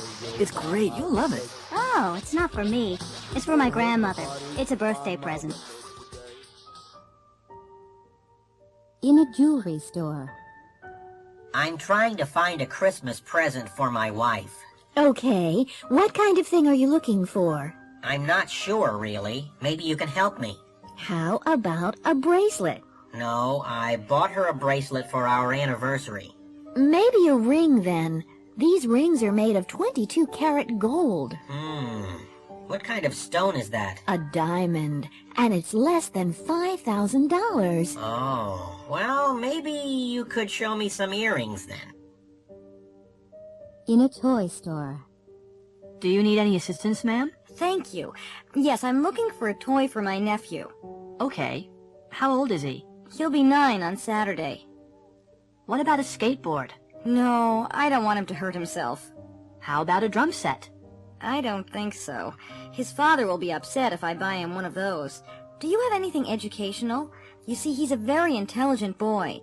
I have the perfect thing. A do-it-yourself computer kit.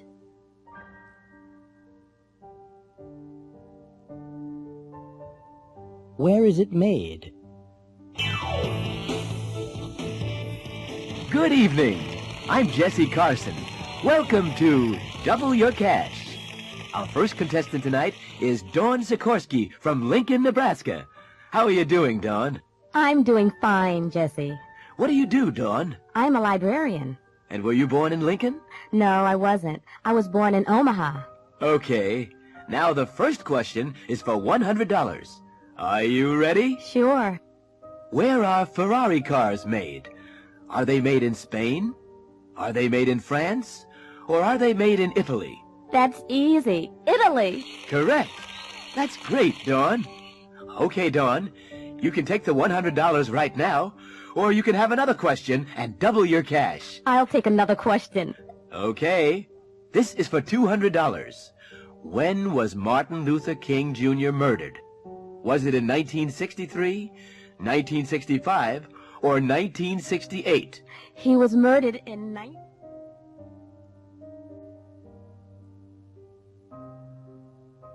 A real bargain.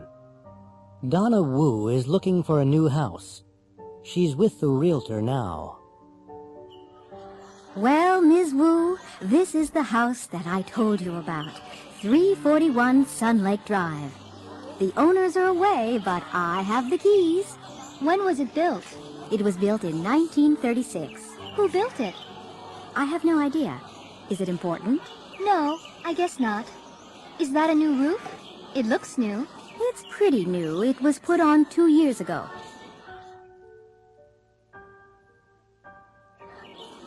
It's in very good condition. The previous owner was a builder. I'm worried about the electrical wiring. Has it been rewired? Yes, it has. Oh? When was that done? 5 years ago. It's been completely renovated. New central heating and air conditioning have been put in, and a new garage has been built. Oh? When was that done? The garage? Last year, I think. It's a very solid house. It's built of brick with a tiled roof. I have a little boy in elementary school. Does a school bus pass by here? Yes, right here on Sun Lake Drive. The children are picked up at 8 o'clock and they're brought home by 3:30. It's really not expensive. I've seen a lot of similar houses, and they're more expensive. Oh, yes. It's a real bargain. Are there any plans for new construction in this area? Excuse me? New construction? Well, yes, a new hospital is going to be built about 6 blocks north of here. Anything else? Well, a new interstate highway will be built next year. You'll be able to get to the city in half the time. Where exactly will the interstate be built? It'll be built just down the street. Sun Lake Drive has been chosen as the main exit for the city. It'll be interesting. You'll be able to watch the traffic.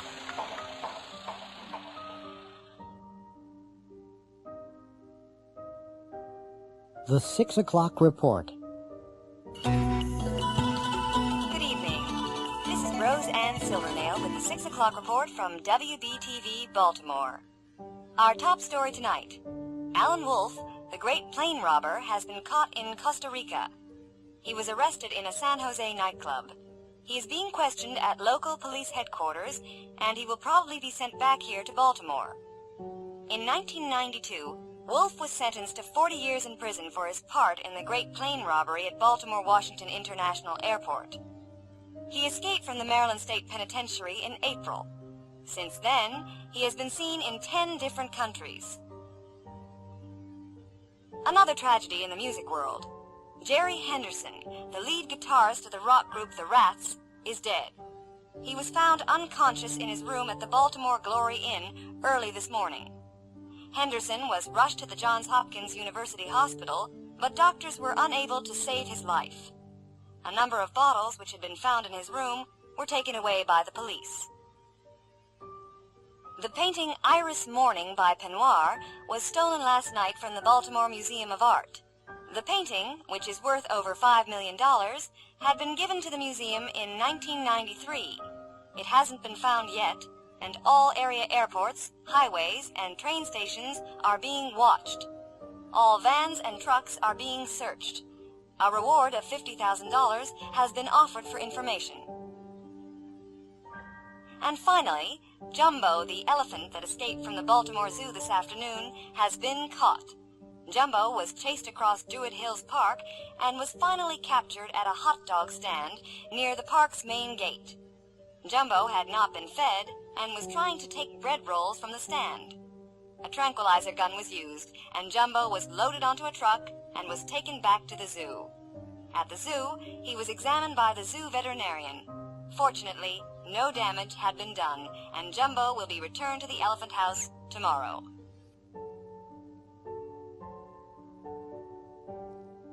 The Sunday Magazine.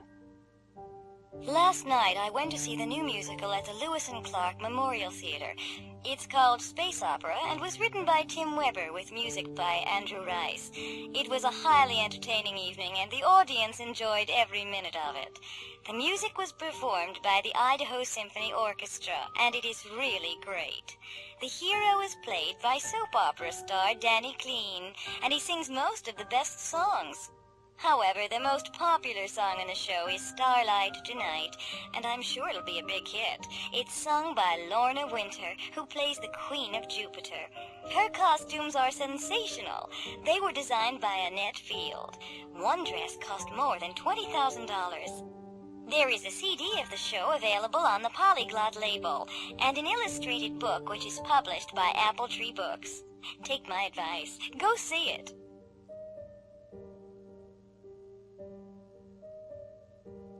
Elvis Presley, Story of a Superstar. When Elvis Presley died on August 16, 1977, radio and television programs all over the world were interrupted to give the news of his death. President Carter said, "Elvis Presley changed the face of American popular culture. He was unique and irreplaceable." 80,000 people attended his funeral, and Elvis Presley movies were shown on television, and his records were played on the radio all day. In the year after his death, 100 million Presley albums were sold. Elvis Presley was born on January 8, 1935, in Tupelo, Mississippi. His twin brother died at birth. His parents were very poor, and Elvis never had music lessons, but Elvis regularly sang at church services. In 1948, when he was 13, his family moved to Memphis, Tennessee. Elvis left school in 1953 and got a job as a truck driver. In the summer of 1953, Elvis paid $4 and recorded 2 songs for his mother's birthday at Sun Records studio. Sam Phillips, the owner, heard Elvis and asked him to record That's All Right in July 1954. 20,000 copies were sold, mainly in and around Memphis. Elvis made 5 more records for Sun, and in July 1955 he met Colonel Tom Parker, who became his manager. Parker sold Elvis's contract to RCA Records. Elvis immediately bought a pink Cadillac for his mother. In January 1956, Elvis recorded Heartbreak Hotel, and 1 million copies were sold. In the next 14 months, he made another 14 records, and they were all big hits. In 1956, he also made his first movie in Hollywood, Love Me Tender. In March 1958, Elvis had to join the army. When his hair was cut, thousands of women cried. He spent the next 2 years in Germany, where he met Priscilla Ballou, who became his wife 8 years later in 1967.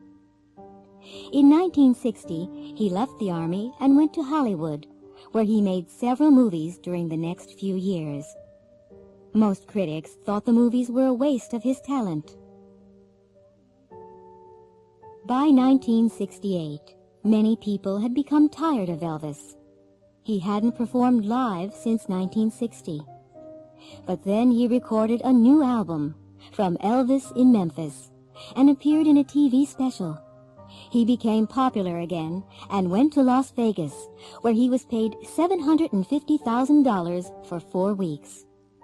In 1972, Priscilla left him, and they were divorced in October 1973. The next few years were spent doing concert tours. Elvis died at home of a heart attack. He had been eating and drinking too much for several years. He left all his money to his only daughter, Lisa Marie Presley. Since his death, Elvis has sold more records than during his lifetime. He has become a legendary figure, and every year there are rumors that he is still alive.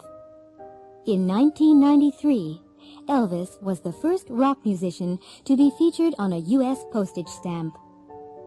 People were asked to vote. Did they want a picture of the young 1956 Elvis or of the Elvis of the Las Vegas shows? You can see how they voted. Classifieds. Andy. I have $6,000. I'm going to look at the car. If I like it, I'll buy it. Barbara. That's a nice car, but I don't have enough money. If I had enough money, I'd buy it. Chris. I've worked for an oil company for 10 years. I have a BS in engineering. I have the qualifications. I'm going to apply for the job. If they offer me the job, I'll definitely take it. Dave. I like that job, but I can't apply for it. I don't have the qualifications. If I had the qualifications, I'd apply for it. Floyd. I'm a mechanic, and I know a lot about cars. I have a current driver's license and enough money. If they ask me, I'll go with them. Tom. I have $4,000 and a current driver's license, but I know very little about cars. If I knew something about cars, I'd go with them. Jessica. I am a native speaker of English. I can read and write Spanish. I'll apply for the job. If I get it, I'll have to move to New Jersey. Helen. I am a native speaker of English, but I can't read or write Spanish. If I could read and write Spanish, I would apply for the job. Darlene. I'm 19 and I'm interested in the job. I'll get more information if I call. If the salary's good, I'll apply. Jack. I'm interested in the job, but I'm too young. I'm only 17. If I were older, I'd apply.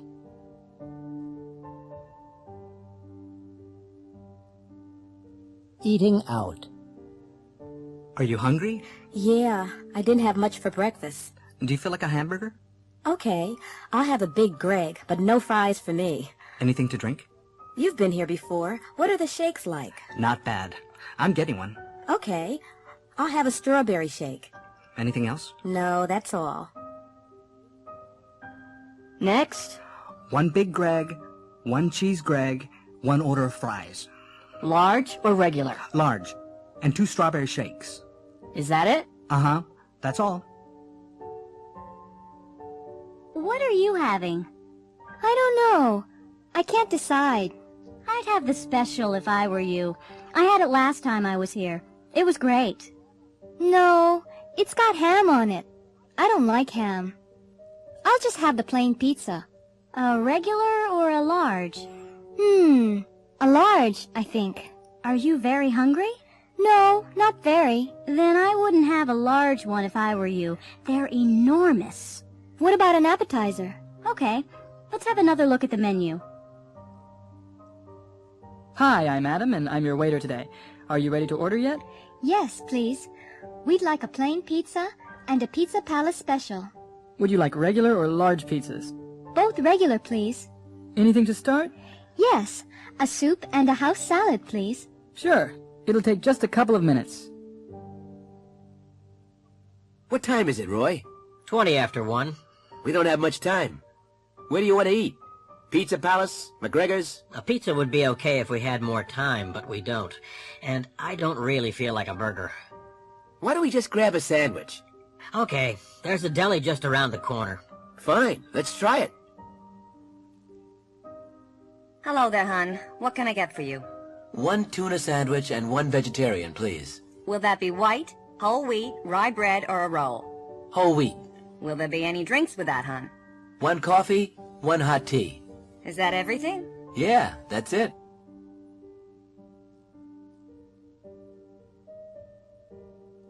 Offshore oil. On tonight's edition of Mississippi Magazine, we'll look at offshore oil in the Gulf of Mexico. Oil was first discovered in the Gulf of Mexico in the 1930s. Since then, more oil has been found off the coasts of Florida, Alabama, Mississippi, Louisiana, and Texas. More money is being brought into the state of Mississippi from offshore drilling leases. We aren't going to become very rich, but we must decide how to spend the revenue from oil. We took our TV cameras into the streets to ask people their opinion.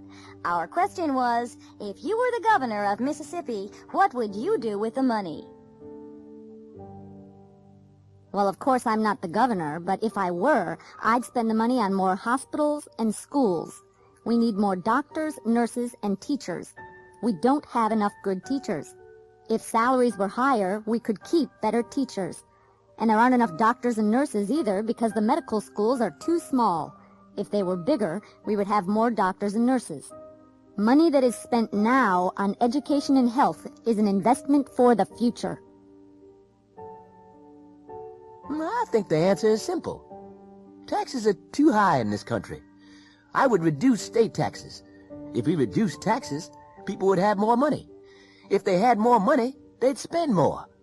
Industry would have to produce more, so it would need more workers. There would be more jobs, and we would all be richer. I'm very worried about the economy. There aren't enough jobs for everyone, and people with jobs aren't making enough money. If I were governor, I'd help low-income families pay their heating and electric bills. I'd encourage farmers to produce more food more cheaply. I'd bring more industry into the state. If we did that, everybody would benefit, wouldn't they? There's one thing that makes me happy.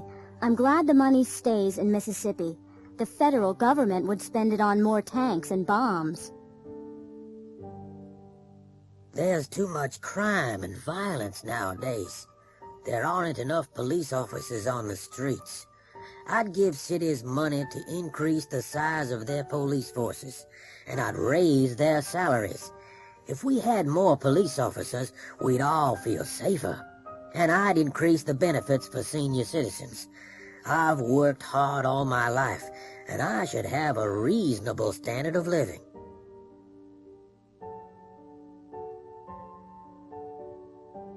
Far Trek.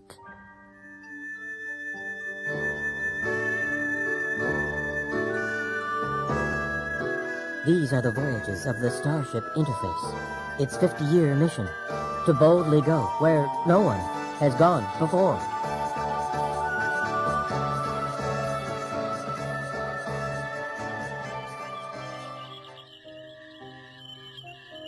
Nothing's happened for years. I'm bored. Captain Kurt, there's a planet on the screen. Look! What's that, Mr. Pseudo? It looks like a Krinklon spaceship. The planet will be destroyed. The Krinklons destroy everything. They must be stopped. What are we going to do, Mr. Schlock? You know Starfleet regulations, Captain. We can observe, but we cannot interfere. Nothing can be done. Pictures from the planet's surface are being received now, Captain. The Krinklons are preparing an attack, Captain. Well, something has to be done. We're going down there. Schlock, Uhulu, come with me. You shouldn't go, Captain. You might be killed.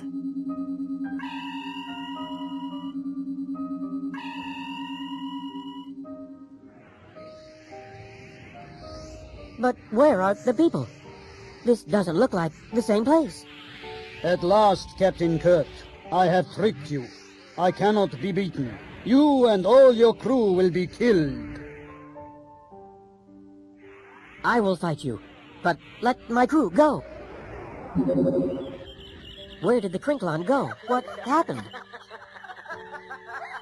Nothing happened, Captain. You were bored. You needed to be entertained. We turned on the artificial reality machine. It was all a dream.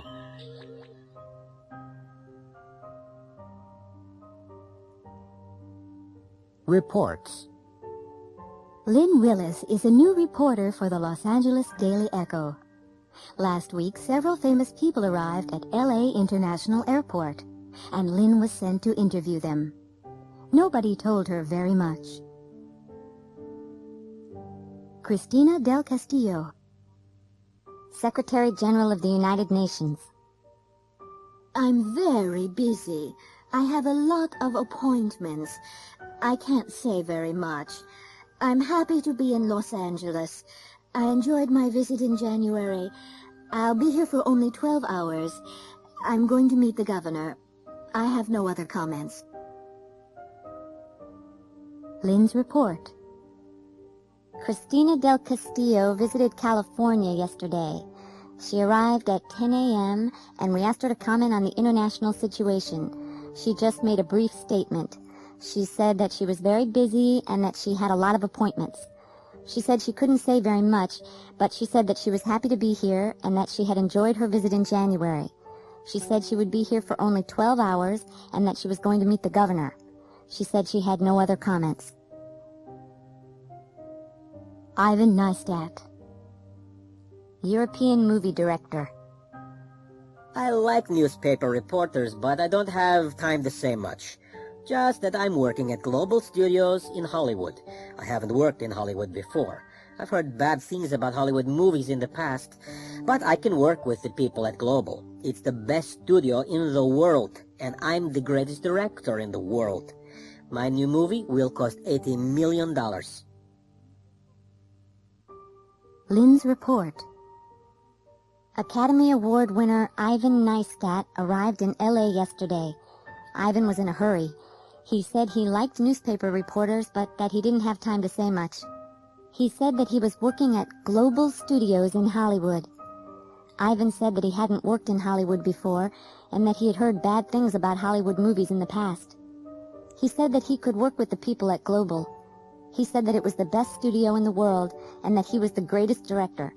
He also said that his new movie would cost $80 million.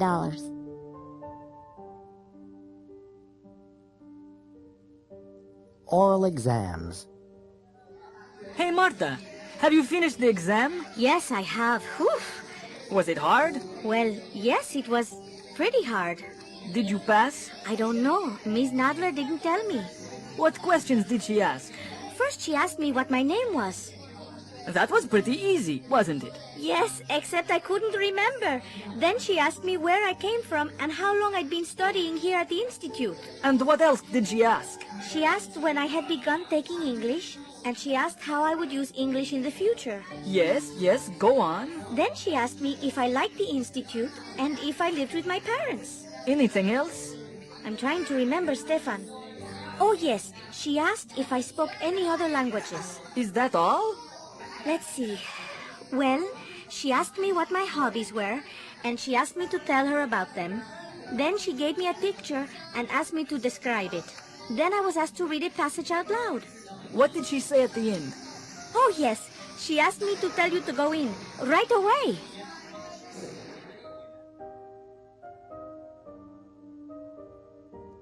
But you said... Hello, can I help you? I'm interested in your St. Cuthbert vacation package. Oh, yes, the Caribbean. I can recommend it highly. Can you tell me a little more about it? Of course. It's a terrific package tour. You'll travel on a regularly scheduled flight. You'll be met at the airport and taken to your hotel. The hotel has a swimming pool and a great nightclub. It's a very modern resort. It was built last year. The restaurant is wonderful, and you can walk to the beach in 2 minutes. It sounds great. I'd like to make a reservation. Just a minute, and I'll get the form to fill out. Marion made the reservation and paid a deposit. 2 months later, she was in St. Cuthbert. But she was disappointed. When she got home to Chicago, she went to see the travel agent. Hello again. Did you have a good trip? No, I certainly did not have a good trip. Oh, I'm sorry to hear that. What was wrong? Well, when I got to St. Cuthbert, I had to spend 4 hours at the airport. You said we would be met, but we weren't. You also said we would be taken to the hotel. We weren't, and the taxi cost $50. I see. You had a very bad start. But the hotel was nice, wasn't it? No, it was not. You said it was modern. You were so right. They hadn't finished building it. We couldn't sleep because the construction workers were working all night on our balcony. You said it had a swimming pool, and it did, but it was empty. And the restaurant... They served canned tuna fish every night. Tuna and rice, tuna salad, tuna and spaghetti. Oh, no! You said that the hotel was near the beach. You said we could walk there in 2 minutes. Couldn't you? Sure, but there was one problem. There was an oil refinery between the hotel and the beach, and it took half an hour to walk around it. Oh, no. I'm really sorry. We didn't know. We really can't give you a refund. But we can give you a 10% discount on your next vacation. Next vacation? I'm spending my next vacation right here in Chicago.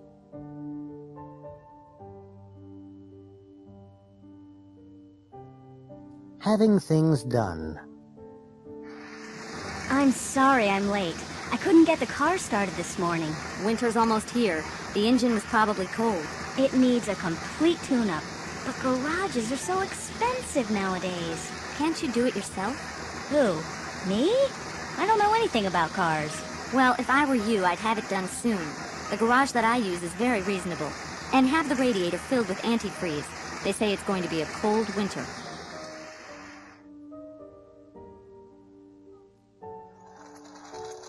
Hi. Do you do alterations? Yes, we do. What do you want done? I'd like to have this skirt lengthened. It's too short for me. Fine. It'll take about 2 weeks. And at the same time, I want to have this dress shortened. It's a little too long. Okay. Would you mind putting on the skirt first? You can change in there. Hello, can I make an appointment to see the optometrist? Sure. Would next Friday be okay? At 3 o'clock? Do you have an earlier appointment? No, I'm sorry. That's the earliest. Well, that'll be okay then. I want to have my eyes tested. I think I need new glasses. Bye. Bye. Oh, be careful. That isn't the door. It's a window. What? Oh, yes, it is a window. Do you see my problem? Supermarket shock. Picture 1. Michelle went to the supermarket last Saturday. While she was shopping, she met her neighbor David. David was with his 3-year-old son Joshua. Picture 2. While they were talking, Joshua got bored. He began playing with some jars of coffee. He took a jar from the shelf. It was very heavy. He put the jar into Michelle's shopping bag. She didn't notice. Picture 3. As Michelle was leaving the supermarket, a store detective stopped her. She took the jar of coffee from Michelle's bag. Picture 4. The manager was very angry. There had been a lot of trouble with shoplifters recently.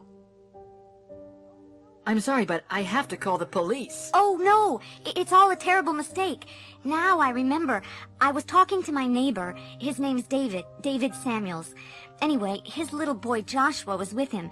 You see, Josh was playing with some jars of coffee. He was bored, I guess. David asked him what he was doing. I remember. Then I left them and I did the rest of my shopping. I paid for my groceries and went out into the parking lot. The store detective stopped me there. That's it. Josh put the coffee in my bag. I'm sure that's the answer. I'm sorry, I really don't believe you. Michelle, the cashier told me you were in here. I've just been speaking with Josh. He said that he put a jar in your bag. Who are you? I'm Michelle's neighbor. Look, I can explain everything.